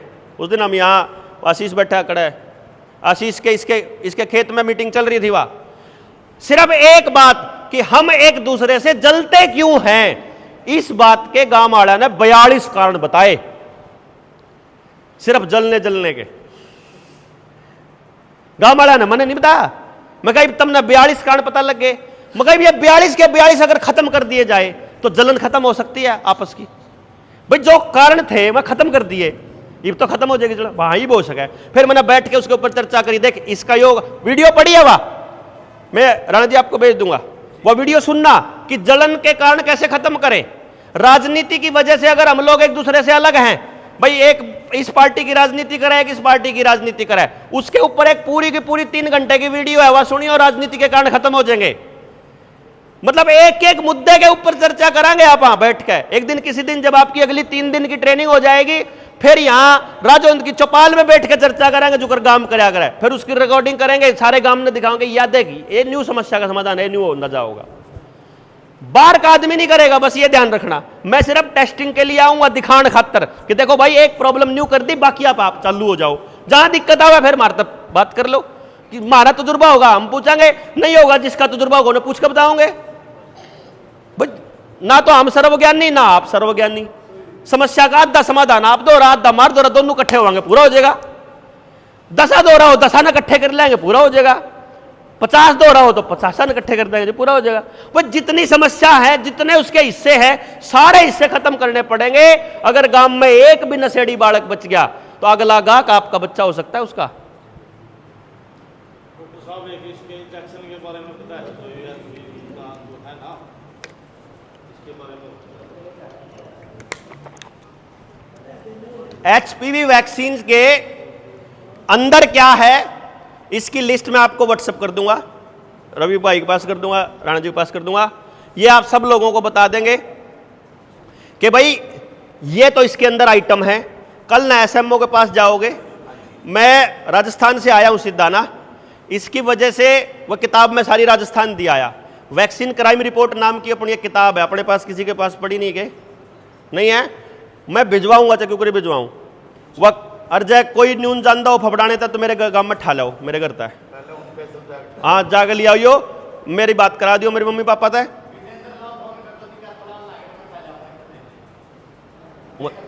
कैथल कहाँ, वो तो वहां आता हूँ ना। हाँ कैथल रखी है, अरे गरा रखी है, एक पेटी रखी है, तो उसमें 10-20 ले आइयो बेशक, कोई दिक्कत को नहीं, मैं करा दूंगा बात। तो वो किताब जो है वह उस किताब में इस वैक्सीन के इंग्रेडिएंट भी सारे लिखे हुए हैं, इस वैक्सीन से जो साइड इफेक्ट है वो भी लिखे हुए हैं, एचपीवी वैक्सीन से कितनी लड़कियों को क्या नुकसान हुआ वो भी लिखा हुआ है।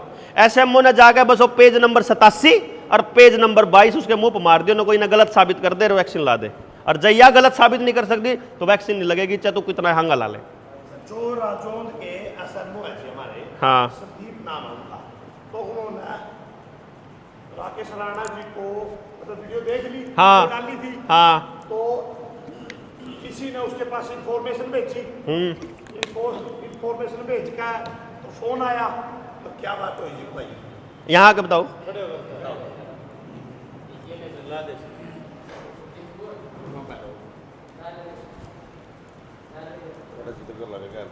बस ले लो मन तो गोज मंगा लो बस। हाँ वो ला दे, माइक ला दे, मैं दूसरे चलते रहो।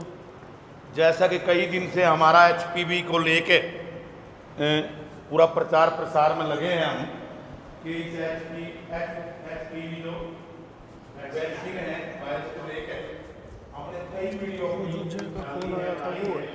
और राजौंद के यशस्वी हो आपने उनसे के बीच में ये बात रखी कि जो ये एचपीवी की वायरस बढ़ाई है वैक्सीन, ये हमारी बेटी को मान बनाने का कहीं ना कहीं एक उद्देश्य है।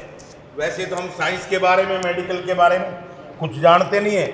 जब हम जानते नहीं है, लेकिन हमने अनुसरण किया हमारे भाई देवेंद्र बल्हारा जी का, इनकी वीडियो को देखा और जिस प्रकार से बेबाकी से सरकार के सामने अपनी बात रखने का साहस और सच्चाई देश की सामने लाने का काम देवेंद्र बल्हारा जी और डॉक्टर विश्वरूप जी, उनकी भी वीडियो खूब देखी। ये दो ही चेहरे हैं जो प्रमुख है। वैसे तो हमारे जैसे इनको देख देख के उसका प्रचार प्रसार में जरूर लगे हैं। जो टेक्निकल और मेडिकली बातें ये रख रहे हैं तो वो सारे देश में आगे उसका प्रचार प्रसार खूब हुआ। उसी को देख के हमने भी यहाँ जागृति लाने का काम किया।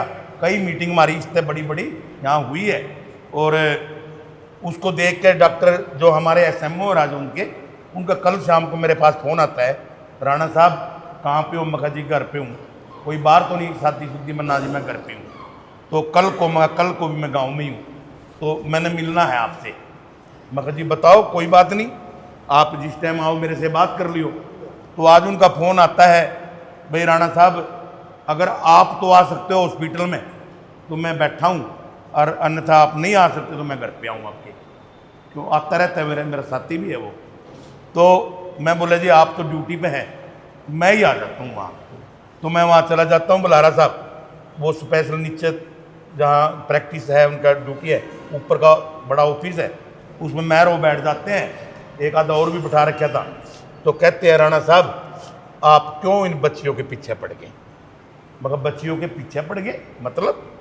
बोला मतलब ये है कि आप इनके बारे में कोई आप पे कोई है कोई टेक्निकली मेडिकली? मगर नहीं जी महाराज, मैं तो मेडिकल पढ़ी भी नहीं हमने तो, लेकिन हम रीच तो कर सके भाई। ना, अब आपका जवाब क्या होगा मैं बताऊं। रीस नहीं करनी, मर पे इस बात का डाटा है कि इस वैक्सीन से नुकसान हुआ है। आप ये बोल देना कि किताब पचा देंगे, चिंता ना करो। पहली बात तो डाटा है। नंबर 2, किसी की कई बात नहीं माननी। तुम ये कह रहे हो ना कि वैक्सीन से बच्चियां बचेंगी। पूरे देश दुनिया में कोई एक सबूत, कोई एक रिसर्च लेकर के आओ जिसमें यह साबित हुआ है कि HPV वैक्सीन के बाद कैंसर रुका है। वो तो उसकी जिम्मेदारी है ना वह साबित करने की। तो जो कहने लग रहा WHO ने कह दिया, WHO किसका बनाया हुआ है? चलो इस पर भी कर लो बात। अब होगी थी बात ना जी, करो बात नहीं। हाँ। तो मैंने कहा अभी हम तो उनकी रीस कर रहे हैं और उनकी जो बातें हैं ना जन जन तक पहुंचाने का प्रयास कर रहे हैं। बोला किसकी? हमारे बल्हारा जी हैं, देवेंद्र बल्हारा जी, डॉक्टर विश्वरूप जी है, वो खुला कह रहे हैं अगर ये इतनी पवित्र वैक्सीन है, अगर इतनी सार्थक वैक्सीन है तो उनको पकड़ कर अंदर डाल दो ना। हाँ। हजारों लाखों करोड़ रुपया का प्रोजेक्ट है ये, और वो पलीता लगा रहे हैं। उनकी बातों का असर देश के कोने कोने में पहुंच रहा। उनकी वजह से हम अगर पकड़े जाएंगे, पहला बल्हारा पकड़ा जाएगा, विश्वरूप, फिर हमारे वर्गीय प्रचारक हमने पकड़ के अंदर घेर दियो, फिर तो घेरोगे। वो मेडिकल के बारे में जानकारी है, नॉलेज है। बोला वो तो डिग्री होल्डर नहीं है, मगर सब कुछ डिग्री होल्डर नहीं होता। प्रैक्टिस और ज्ञान और नॉलेज सब कुछ सारी चीज है। तो ये बात चली हो। बोला भाई मैंने उस पर भी बताया, बल्हारा साहब ने जब कोरोना वैक्सीन कोविड के चली ना, उससे पहले ही कह दिया था भाई इसको लगवाना नहीं है। गांव गांव फिरे हैं, एक मिनट, गांव गांव फिरे हैं और नहीं माननी। वो जमाना ऐसा था, डर कर उसका माहौल बना दिया गया तो नहीं माननी। लेकिन आज जो बल्हारा साहब ने पहले कहा था, आज वो ग्राउंड पे ओपन हो रहा। जिम करते करते मर रहे हैं, पढ़ते पढ़ते मर रहे हैं, नाचते नाचते मर रहे हैं, योगा करते करते मर रहे हैं। ये सारी बातें बल्हारा साहब ने पहले कह दी थी। अब इस करके उन पर बहुत ज्यादा फेथ है, हमारा भी फेथ है। और अब हम ये क्राइम जो सरकार करने जा रही है बिल गेट्स के द्वारा, बोले ये तो अमेरिका की वैक्सीन है। मगर यही तो विरोध का कारण है भैया, अमेरिका की वैक्सीन है और ये बिल गेट्स की वैक्सीन है। 2009 में भी इन्हें लगाई, 24,000 बेटियों को वैक्सीन लगाई, 11,000 बेटियों के गर्भाशय निकालने पड़े। ये भी सारा ऑन ट्रैक है, कोई ये वैसे मुंह से बोल रही बात नहीं है। तो मरी तो मैंने बोला ना भाई, आप मेरे दोस्त हैं, मेरे पे ऊपर तो प्रेशर आ रहा। राणा जी आप एक, मैं थोड़ी सी क्लिप बनाता हूँ आपकी, और आप अपील कर दो भाई ऐसा कुछ नहीं। मैं कहा, अच्छा वाह जी वाह। ये मैं बोलूंगा जी, मैंने तो बिना ही उसके कह दिया पहले कितने में भी क्या पहले भी ले गया। मैं बोल दूंगा जी ये बात। एक मिनट पहले मेरी बात पूरी हो। हाँ जी, हाँ तो मैं कहा मैं एक बात कह सकता हूँ, अगर आप आने के लिए तैयार है, बलारा जी का प्रोग्राम है शाम का, आप वहां आओ, वहां दोनों डिबेट करो, ऑडी कर लो। कर लो डिबेट। हाँ। वो अपने पक्ष रखे, आप अपने, जो सुनने वाले लोग हैं सैकड़ों की संख्या वहां लोग आवेंगे, हाँ जी। तो वे सारा अपने आप निष्कर्ष निकाल लेंगे भाई मैं क्या क्या तथ्य है, किस इनके बलारा किसके साहब के क्या पास है क्या। तो बोला मैं तैयार हूं और उनको बुलाओ। और मैं बोला ऐसे नहीं, मैं परमिशन लूंगा बलारा साहब से, अगर वो कहते, क्योंकि प्रोग्राम भी डिस्टर्ब हो सकता है भाई, आप अपना वहाँ हमारे पक्ष के लोग ज्यादा हैं जिनके दिमाग में या वैक्सीन खतरनाक है, आपके साथ वोटिंगबाजी भी हो सके, कुछ भी कर सके जनता, क्योंकि आपके खिलाफ माहौल अब बन रहा है। हाँ। तो मैं नहीं चाहता है कि बलारा से मैंने फोन मिलाया आपका, लेकिन फोन रिसीव नहीं हुआ। हाँ, कल परमजीत के नाम से एक आपका फोन आया था, तो उसमें मेरा रिसीव नहीं हुआ। चलो तो मैं चाहूँ भी था भाई आपने सामने अगर डिबेट करनी है, मैं की ऑफिस में बैठे कर लो, कहीं और पता लग ओपन जाएगा। में ही कर लेंगे ओपन में, थोड़ा पब्लिक में मैं बताता तो ये हूँ। बात ही मैं उसको इनकार करा भाई ना, मेरा बैक गियर नहीं है, अब मैं आगे बढ़ चुका हूँ इस मिशन को लेकर। मैं इसको अगर बलारा साहब हमारे को आदेश करेंगे तो अगले कार्रवाई उनकी है, मेरी नहीं है। ये मैं बोलना चाहूंगा जी इस बारे में। डॉक्टर जो एसएमओ संदीप है, उन्हें वहां तक नॉलेज है, वे वहां तक पहुंचे को नहीं है। आपका नाम मैं मोबाइल का काम करे करता 2011 के इंजीनियर हूँ मैं, माना एप्पल के फोन ठीक करने आते हैं, लेकिन आपने को नहीं आते क्योंकि आपने नॉलेज कौन ली। जब एसएमओ साहब ने के मेरे ऊपर तो दवाई आई, पर्ची बनाई और भेज दी। बुखार की गोली का सब ना पता आज के टाइम में, स्टोर में गए बुखार की गोली दे, पैरासीटामोल दे, बस दे और अपने गोली ले ली। अपना नॉलेज है कि पैरासीटामोल है बुखार की, लेकिन डॉक्टर ने ऊपर का आदेश आया, जिस तरह अंकल ने बोला भी ऊपर का आदेश आया है, आदेश उन्हें मान लिया।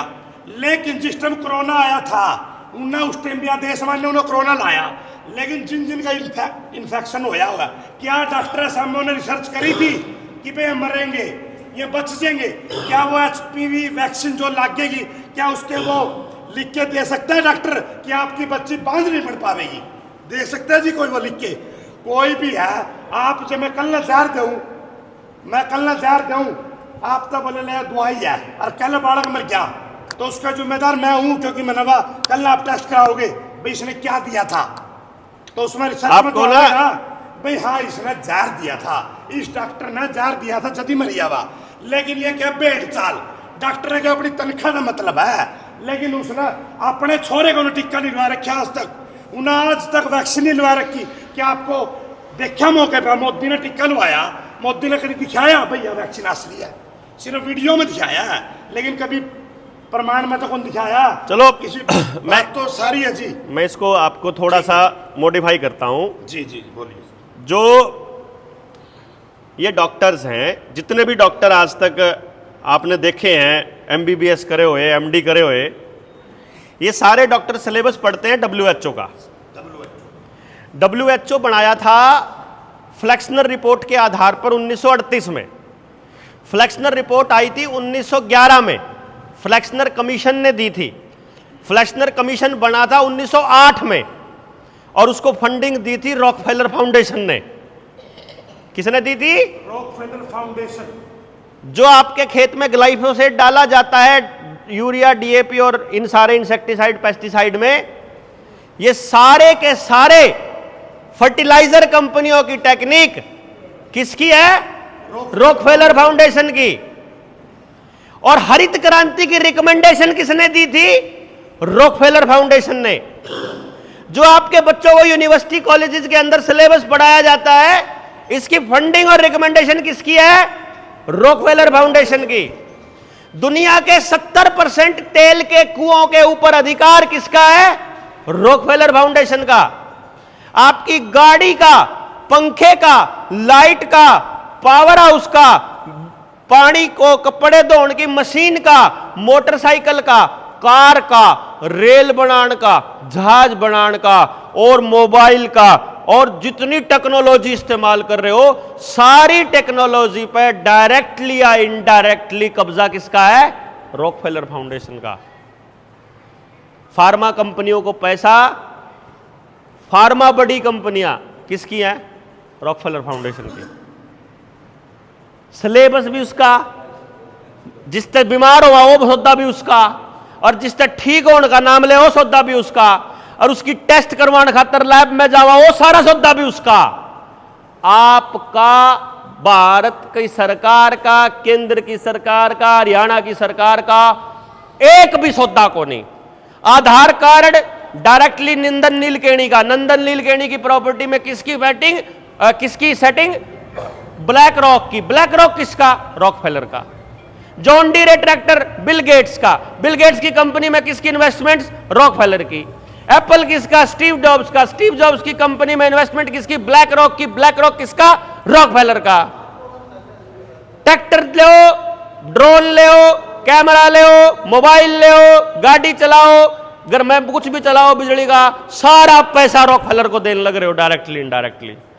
बीमार हो जाओ तो भी होंडा सिटी जिसकी है। समझ रहे हो बात? वो आने देंगे नॉलेज बाहर? बताइए जी, वो नॉलेज नहीं आने देंगे बाहर। लेकिन ये रिसर्च है, डेटा है जो उस किताब में है, जो मैं राणा जी बता रहा हूं, आप मंगवा लियो। मैंने दो बताए अब तक। एक आपकी पाइनियल ग्लैंड पर अटैक, पहला नंबर ग्लाइफोसेट, दूसरा फ्लोराइड। तीसरी चीज इसके ऊपर अटैक करती है एल्यूमिनियम। एल्यूमिनियम का टब, एल्यूमिनियम की बाल्टी, एल्यूमिनियम का मग्गा, एल्यूमिनियम का दरवाजा, एल्यूमिनियम का बर्तन, एल्यूमिनियम का डोंगा, एल्यूमिनियम के यहां कप में चाय पियो, बाहर बैठ कर उसमें डोंगे में चाय बनाए। जितना एल्यूमिनियम का आइटम घर में है उसको टच करते हो तो वो स्किन का लगता है। स्किन की खासियत यह है कि जो खाल पे लाग जाएगा वो पी लेगी। जो अगर तेल ला लिया, पी लिया करे, खाल खाया करे। जो सी चीज मुंह तय पीण में दिक्कत आंदी हो उसने आपा स्किन पे लगा लिया करा। जो कर आजकल के मौसम में, जो फाग में, आजकल तो यह रंग आ गए, पानी आ गया या बकवास सौदा आ गया। पहले आपने देखा होगा अपनी होली रेत की और गोबर की होया करती। गाड़ा में पड़ा गोबर लाया करते आप एक दूसरे का, क्योंकि यह मौसम एलर्जी का मौसम है और गाय का गोबर शरीर के लिए, एलर्जी के लिए बहुत फायदेमंद चीज है। तो पुरखों ने ये जो त्योहार बनाया था फागुन का, ये क्योंकि गोबर खा तो सकते नहीं, उसमें तो रिवाज नहीं गोबर खाने का, तो स्किन पे सारे को रगड़ा कर दे, सब का रगड़ा कर दे, टोटो का रगड़ा कर दे, ताकि वो बॉडी में, पूरी बॉडी में जाए और एलर्जी ना हो। अब देखिए वही एलर्जी होगी जिन्हें जिन्हें गोबर नहीं लगाया, ला लोगे ठीक हो जाएगा। बलारा साहब एक बार यो ग्लाइफोसेट का हिंदी कारण तो बताओ। नाम ही ग्लाइफोसेट है। अब क्वारंटाइन का, लॉकडाउन का क्या है इसमें, क्या है? ग्लाइफोसेट आइटम है, जो कर फ्लोराइड आइटम है, एल्यूमिनियम आइटम है, लो आइटम है, वैसे ही ग्लाइफोसेट है। तीन चीज होगी। अपना एक साथी है सुभाष चंद्र, वो कहता है तो उसकी गाड़ी वगैरह ट्रांसफर है पुलिस प्रशासन और सारे बैंक में। कहाँ है? तो कैथल में है। हाँ। और विजेंद्र तो रोज का मैसेज आ रहा, विजेंद्र और जुलाना गाँव है। हाँ। वो नु कहा आप भी अपना प्लान बना लो और वो गाड़ी किसी भी हाल में मतलब ठान दे। विजेंद्र कर लेगा अपने आप, कोई टेंशन नहीं। और तीन चीज ये होगी। चौथी चीज जो ग्लाइफोसेट के ऊपर अटैक होती है, सफेद लाइट। सफेद लाइट जहां से भी निकल रही है, गाड़ी की हेडलाइट तय, मोटरसाइकिल की हेडलाइट तय, घर में सफेद ट्यूब है या एलईडी लाग रही है, या घर की एलईडी है या फोन की एलईडी है, ये सारी ग्लाइफोसेट पर अटैक है। हाँ हाँ, इसमें एलईडी में अगर येलो आवे वो भी नुकसान करे। सोल्यूशन है मोमबत्ती या येलो वाला बल्ब, वो 10 रुपए वाला जो पहले वाला बल्ब है, वो 0 वाट मैक्सिमम 40 वाट बस। और मैं आपको बता रहा हूं, आदमी की जो आंख है वो ज्यादा रोशनी के लिए नहीं बनी है। आपको गलत बताया गया कि कम रोशनी में पढ़ने से चश्मा लगता है। असल में खराब खाने से चश्मा लगता है, आंख दिमाग के ऊपर अटैक होने से चश्मा लगता है, रोशनी ज्यादा होने से चश्मा लगता है, कम होने से आंख ठीक रहती है। हमारी आंख ज्यादा रोशनी के लिए नहीं बनी है, हमारी आंख कम रोशनी के लिए बनी है। और घर में 0 वाट का बल्ब, मेरे कमरे में ना, मेरे रूम में 0 वाट का बल्ब है, पढ़ने के लिए मुझे वो ज्यादा लगता है। कई बार मैं उन्हें कहा यार बंद कर यार, ज्यादा लाइट है इसकी, 0 वाट की भी ज्यादा लाइट लगने लग जाएगी आपको। बड़ा ही कमरा होगा बहुत ज्यादा तो 40 वाट का बल्ब मोर देन सफिशिएंट है पढ़ने के लिए। इससे ज्यादा लाइट अगर इस्तेमाल करोगे बच्चों की आंखें खराब होंगी, दिमाग भी खराब होगा। वो व्हाइट लाइट जहां से बच सकते हो, सूरज की रोशनी येलो है, पीली है, ठीक है। ग्लाइफोसेट 4 हो गए। 5वीं चीज है जो इसके ऊपर अटैक करती है वो है आर्टिफिशियल स्मेल, आर्टिफिशियल ऑडर। जहां भी कुदरती खुशबू नहीं है, गंध, पाउडर में, लिपस्टिक में, तेल में, साबुन में, फेस वॉश में, हैंड वॉश में, टूथपेस्ट में, जिस भी चीज में तक खुशबू आ रही है या वो फुस करा करा उसमें, या सेंट में, इत्र में भी। इत्र भी कुदरती कहाँ आ रहे हैं, सिंथेटिक है सारा। सिंथेटिक खुशबू जहां से आ रही है वो सारी यहां अटैक करती है सीधी डायरेक्ट। आप देखना शुद्ध खाना खाने वाले आदमी के आसपास से अगर वो छिड़का हुआ आदमी निकल जाता है, केला रहा है कबाड़, उसके मुंह से ऐसे निकलता है सबसे पहले। जो नशे में है उनने खुशबू आवा है और जो जाग रहे हैं उनने बदबू आवा है उसमें तय। ये फर्क है। नशेड़ी आदमी ने तो नाली में भी नहीं कहेगा क्या है, गंगा जल है उसने पता ही नहीं बेचारे ने क्या चीज आ रही, क्या सौदा। अब देख लो कितना का गर्म है सौदा, कितने न कितने कहीं ना कहीं अटैक होने लग रहा है। 6ठी चीज इसमें जो अटैक करती है पाइनियल ग्लैंड पे वो है 5G का रेडिएशन और वाईफाई की सिग्नल। 5G के मोबाइल जेब में दे रखे हैं। बचने का बड़ा आसान रास्ता है, फोन चाहिए तो लैंडलाइन लगवा लो, और एक अति चाहिए तो छोटे वाले फोन रख लो। इंटरनेट के लिए पूरे गांव की सामूहिक लैब बना लो जब बच्चे बचाने हो तो। अपने घर में तो ये स्क्रीन वाले LED फेंकने पड़ेंगे। आज फेंक लो, साल पीछा फेंक लियो, कति नाश हो पाछा फेंक लियो, मर्जी थारी। LED स्क्रीन कोई भी है, LED जो घर में लगा हुआ भी उसका भी सेम काम है, टीवी का भी केस। इसमें शरीर के साथ देखो, मैं जो 3 दिन की ट्रेनिंग इसलिए ली जाती है ताकि 3 दिन के बाद आपका दिमाग खुलना चालू हो जाए। आज तो बीज डाल रहा हूं बात में, दिमाग में बात का। मैं 2 बात और कह दूंगा बस, एक फाइनली। हमारा शरीर बीमार होता है अगर बैलेंस खराब हो जाए उससे। बैलेंस जो बनाने का काम है वो हार्मोन्स करते हैं। जो आजकल लेस्बियन और गे आने लग रहे हैं ना, जो लड़का लड़के तक करने लग रहा है, लड़की लड़की तक शादी करे, वो हार्मोन इनबैलेंस है। लेडीज को मुंह छान लगी, दाढ़ी आने लगी, हार्मोन का बैलेंस है। आदमी चिड़चिड़ा हो गया है, हाजमा खराब हो गया है, मन नहीं लगता है, जी मचलता है, घबरा गया है, बीपी की बीमारी, शुगर की बीमारी हार्मोन्स की गड़बड़ी की वजह से है। हार्मोन नहीं आएगा तो वो क्या कहते हैं उसे, वाह, शुगर के लिए कौन सी इंजेक्शन लगा कर, इंसुलिन। इंसुलिन हार्मोन नहीं बनेगा तो शुगर बढ़ जाएगी। हार्मोन का खेल है सारा, और उन हार्मोन को बैलेंस करने का काम करती है पाइनियल ग्लैंड। पढ़ने वाले बालक को यार रिसर्च कर लियो पाइनियल ग्लैंड का काम क्या है। पाइनियल ग्लैंड के 2 काम है, एक मेलाटोनिन बनाने का, एक सेरोटोनिन बनाने का। ये नाम ही है, ये तो याद ही करने पड़ेंगे,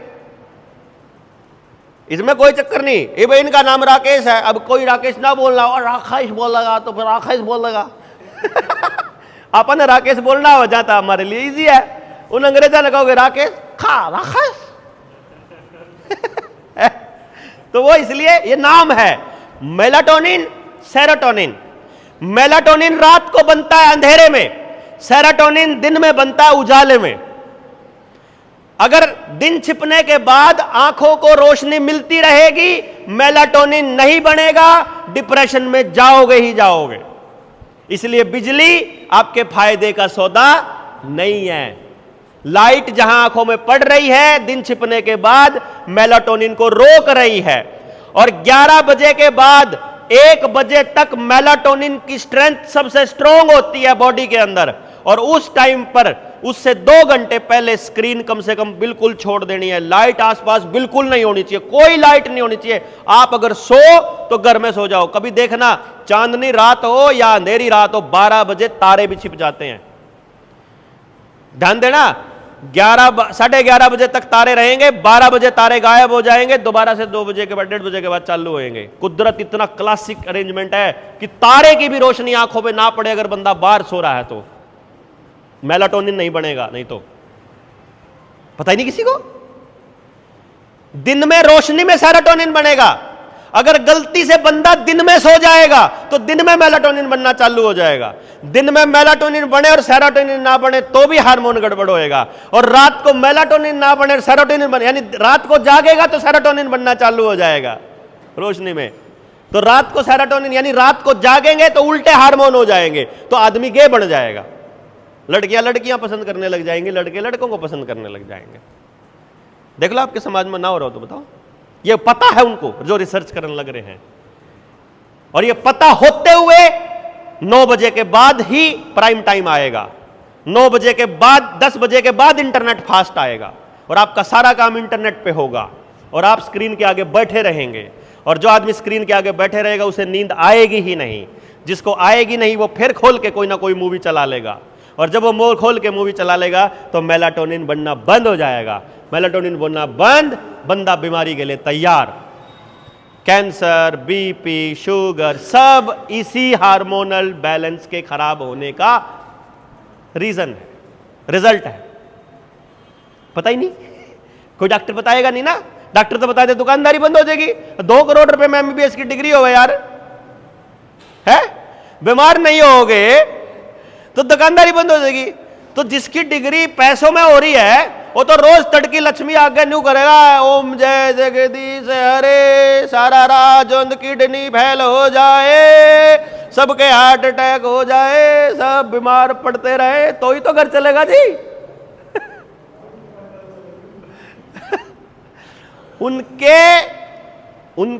उनकी प्रार्थनाओं में आप बीमार होने चाहिए। वकील चाहेगा घरों में झगड़े हों, तलाक के केस ज्यादा से ज्यादा हों, भाई भाई के ऊपर भरोसा ना करे, अधिक से अधिक मुकदमे हो। कैसे चाहेगा वो कि दुकानदारी बंद हो जाए उसकी भाई, है? इसलिए जिसकी दुकानदारी समाज को तोड़ने में चलती है वो दुकानदारियां बंद करनी पड़ेंगी। जिनकी दुकानदारियां आपके बीमार होने से चलती हैं वो बंद करनी पड़ेंगी। जिनकी दुकानदारियां आपका परिवार टूटने से हैं वो बंद करनी पड़ेंगी। और वो बंद करने का फैसला आप अकेले नहीं ले सकते, आपकी पत्नी उसमें शामिल हो, पिता हो, माँ हो, सब शामिल हो। बच्चों के लिए रोजगार का इंतजाम राजौंद के राजौंद में हो सकता है। जितना पैसा आज पढ़ाई पे खर्च कर रहे हो इसके चौथे हिस्से में इससे बढ़िया पढ़ाई, रोजगार की गारंटी वाली पढ़ाई हो सकती है। जितना पैदावार आज खर्चा करके किसान कर रहा है इससे आधे से भी कम खर्चे में इससे ज्यादा पैदावार ले सकता है। जितना बीमारियों का खर्चा है ये बीमारियों का खर्चा खत्म हो सकता है, पर खत्म करने के लिए अक्ल चाहिए। अक्ल मानस की चाहिए। मानस पहले बात करेगा, समझेगा जब भी तो बात बनेगी। मैं तो राजंद में आके किसी खातर काम ना करूं भाई, मैं ठेकेदार नहीं हूं। ना हमने आपकी वोट चाहिए, ना आपका दान का पैसा चाहिए, ना आपकी सपोर्ट चाहिए। हमारे पास तो एक सौदा ही न ले लो। कल मानने किसी चीज की जरूरत आप तब पड़ेगी, सपोर्ट की, बोलने की, इलाज हम चिल्लावांगे, उसके बदले वह भी नहीं चाहिए दी। आज जो मैं आया हूं ना आपसे रिक्वेस्ट है, इसके बदले कुछ नहीं चाहिए आप तक। जब को आवाज लगावांगे भीतरता आवाज आवे तो सपोर्ट करियो, नहीं तो बेशक ना करियो, कोई दिक्कत नहीं, कोई गिला शिकवा नहीं, कोई गुस्सा नहीं। ये इसलिए करना जरूरी है क्योंकि आपकी यहां राजन ठीक हुए बिना मेरा फफड़ाना ठीक नहीं हो सकता। मुझे मेरे गांव के लिए, मुझे मेरे बच्चे के लिए यह करना पड़ रहा है। आपको भी इसलिए करना है क्योंकि आपको अपने बच्चे के लिए करना है। इसके बदले अगर आपको कुछ भी चाहिए तो मैं रिक्वेस्ट करूंगा जनता सरकार मोर्चा से मत जुड़ना। हमारे साथ जुड़ के मुकदमे मिलेंगे, लठ मिलेंगे, गाड़ियां मिलेंगी। ठीक है ना। हमारे यहाँ तो ये तो जैसे बहुत रेयर में ऐसा होता है कि जो माड़ा पहनने वाला कल्चर भी हमने खत्म कर रखा। दिखाने वाला कोई कल्चर नहीं भाई। असल बात कर लो यार, एक बार दिखाने दुखून वाले तो चौचले बाद में हो जाएंगे खूब। पहले कुछ कर तो ले वहां भाई। बलारा जी आपका सम्मान, अरे आपके शब्दों में सम्मान, शब्दों से ऊपर सम्मान हो ही नहीं सकता। आंखों का सम्मान होता है यार, इससे ऊपर कोई सम्मान ही नहीं है। इसलिए हम अपने साथियों को बोलते हैं जब गांव प्रोग्राम होता है, मगर कोई माड़ा का प्रोग्राम नहीं, सीधे आ जाएंगे आप, कोई टेंशन नहीं, ढोल ढाल बजाने की जरूरत नहीं है। नहीं तो नौटंकी करनी हमने क्या आंधी नहीं। 2-4 काले काले लत्ते पहरे हुए आ जाए, पहले से वीडियो बनाते हुए आए, भाई साहब का स्वागत करें हैं। हमने क्या अंदर नहीं करना यो, तो थोड़ा टोर सा बनाना हमने भी आवा है भाई। 10-20 मानस तो 24 घंटे तैयार रहो हमारी गेल चालन है। मैं जान के कहा गुरु चरण दे भाई है, इसलिए क्योंकि पहले कुछ कर लेते हैं, उसके बाद देखेंगे ना ये सब बातें तो। और समाज अपने आप जो जिस सम्मान के लायक हो, जो जिस बेइज्जती के लायक हो, आपको कर दिया करा है अपने आप। इसलिए मैं आप लोगों से रिक्वेस्ट ये करूंगा, है ना जी, ये रिक्वेस्ट रहेगी कि आप जितनी टीम है आसपास की, हम 23 के बाद एक राजौंद में कार्यक्रम कर लेंगे। 23 मार्च को तालकटोरा स्टेडियम में पेरेंटिंग के ऊपर सेमिनार है, बच्चों पे रिलेटेड। तो आप विद फैमिली 2-4 बस तो आप यहाँ से कराम से करके ले आ सको दिल्ली तालकटोरा स्टेडियम में। सुबह 10 बजे चालू हो जाएगा और इस पूरे हरियाणा के सिस्टम को बदलने की शुरुआत का वहाँ से हम लोग आगाज करेंगे। उसके बाद हमको वहाँ से बताना है कि हम क्या करने वाले हैं और रियलिटी में हम क्या कर रहे हैं बच्चों के साथ। और क्योंकि रीजन क्या है, जब वहाँ हजारों लोग होंगे और एक साथ वो प्रण लेंगे और एक साथ वो इस लड़ाई की आगाज शुरुआत करेंगे कि ये हम सब अपने अपने एरिया में जाके करेंगे, तो वो वाइब्रेशंस अपना काम करेंगी, परमात्मा आशीर्वाद देगा और अपना इस दिशा में काम कर पाएंगे। ये बुद्धि खुलेगी। ये बुद्धि खुलती है ऐसे लोगों की संगत से। हमारे बड़े बुजुर्ग बड़े स्मार्ट होया करते, वो क्या करते, सत्संग करया करें, और इन मोटे वाला सत्संग नहीं, आरामिया ने सारा का इंजेक्शन लगा दिए।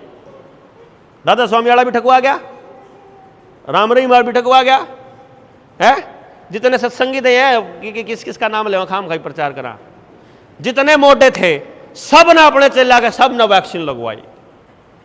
ये तो काहे का गुरु है भाई, तेरे को मालूम नहीं नाश होने लग रहा, मालूम है तो हराम खोर है, वो गुरु नहीं हो सकता। और मालूम नहीं तो फिर काहे का गुरु है। रिसर्च करके पब्लिक ने बताने का तो काम है तेरा। तेरे ऊपर अंधा विश्वास करने लग रहे, तू बिना रिसर्च के कुछ भी कह देगा लगवाओ। अरे पहले रिसर्च कर लेंदा। हाँ, एक और नया बाप बाहर है, वो अपने फोटो आप लुआया जावे, अपने आप पे नहीं सम्मान दिया जावे, अपने आप को तत्वदर्शी बढ़ा रहा है।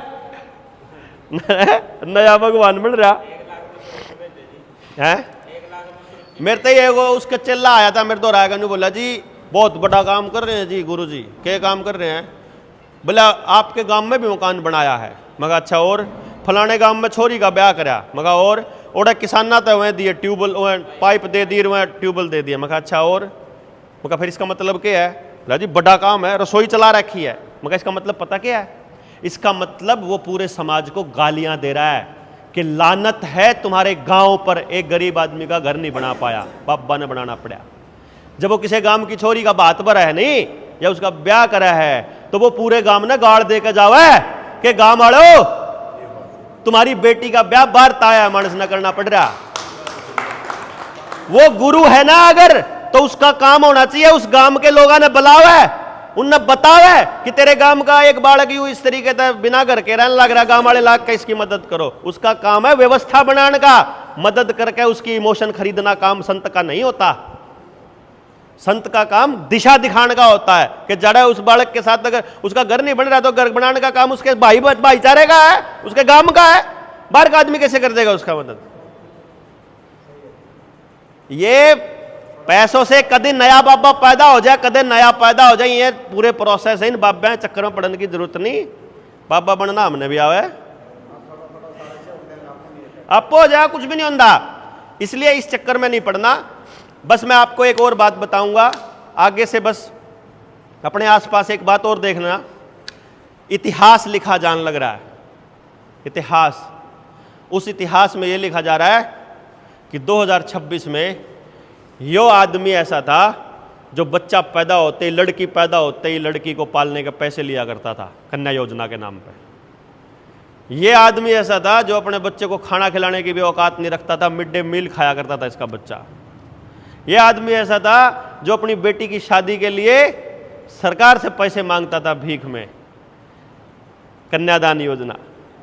ये आदमी ऐसा था जो अपने घर की महिलाओं को रोटी नहीं खिला सकता था, विधवा पेंशन लेनी पड़ती थी इसको। यह आदमी ऐसा था 2026 में कि अपने माँ बाप की सेवा के नाम का पैसा लेता था, बुढ़ापा पेंशन। यह आदमी ऐसा था जो भिखारी था, जो अपने बच्चों को रोटी खिलाने की भी औकात नहीं रखता था, इसलिए 5 किलो अनाज लेता था। ये भिखारी लिखा जा रहा है कागजों में। 50 साल बाद जब आप इस धरती पर नहीं होगे जवाब देने वाले, उस टाइम पर कोई ये नहीं कहेगा कि योजना थी, उस टाइम ये कहेंगे तुमको जरूरत नहीं थी तो तुमने मना क्यों नहीं किया।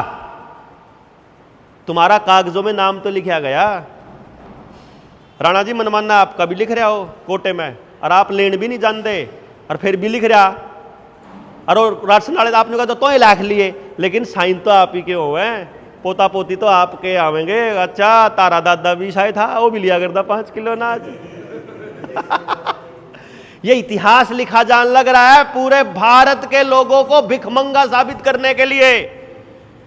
ये जागरण चलाना पड़ेगा कि हम सब लोग आपस में एक दूसरे को रोटी खिला लेंगे अगर किसी के घर पैदा नहीं होती है तो, कोई गरीब है तो नहीं, वो भी बिना मतलब के नहीं दे रहे हैं भैया। आपके ऊपर राज करने की रिश्वत है वो, आपको अपनी मर्जी से चलाने की रिश्वत है वो। अगर आज समाज इकट्ठा नहीं होया तो कल को आपके बच्चों को कैसे रगड़ेंगे इसका अंदाजा नहीं है।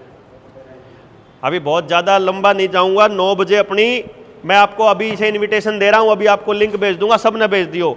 9 बजे बच्चों के ऊपर चर्चा करने के लिए लाइव है मेरा यूट्यूब के ऊपर। यूट्यूब चैनल का नाम है निडर इंडिया। 9 बजे सारे साथी जुड़ जाइयो, अपनी विद फैमिली बच्चों पे ही चर्चा करेंगे हम। ये समाज की सरकार की चर्चा नहीं करेंगे। कुछ लोगों ने भेज रखी है अपने बच्चों के साथ जुड़ी हुई प्रॉब्लम्स, वो सारी कुछ ना किसी की होंगी, नहीं भी होंगी तो और लोगों को जुड़ने का मौका मिलेगा। तो अभी के लिए हम लोगों को निकलना पड़ेगा।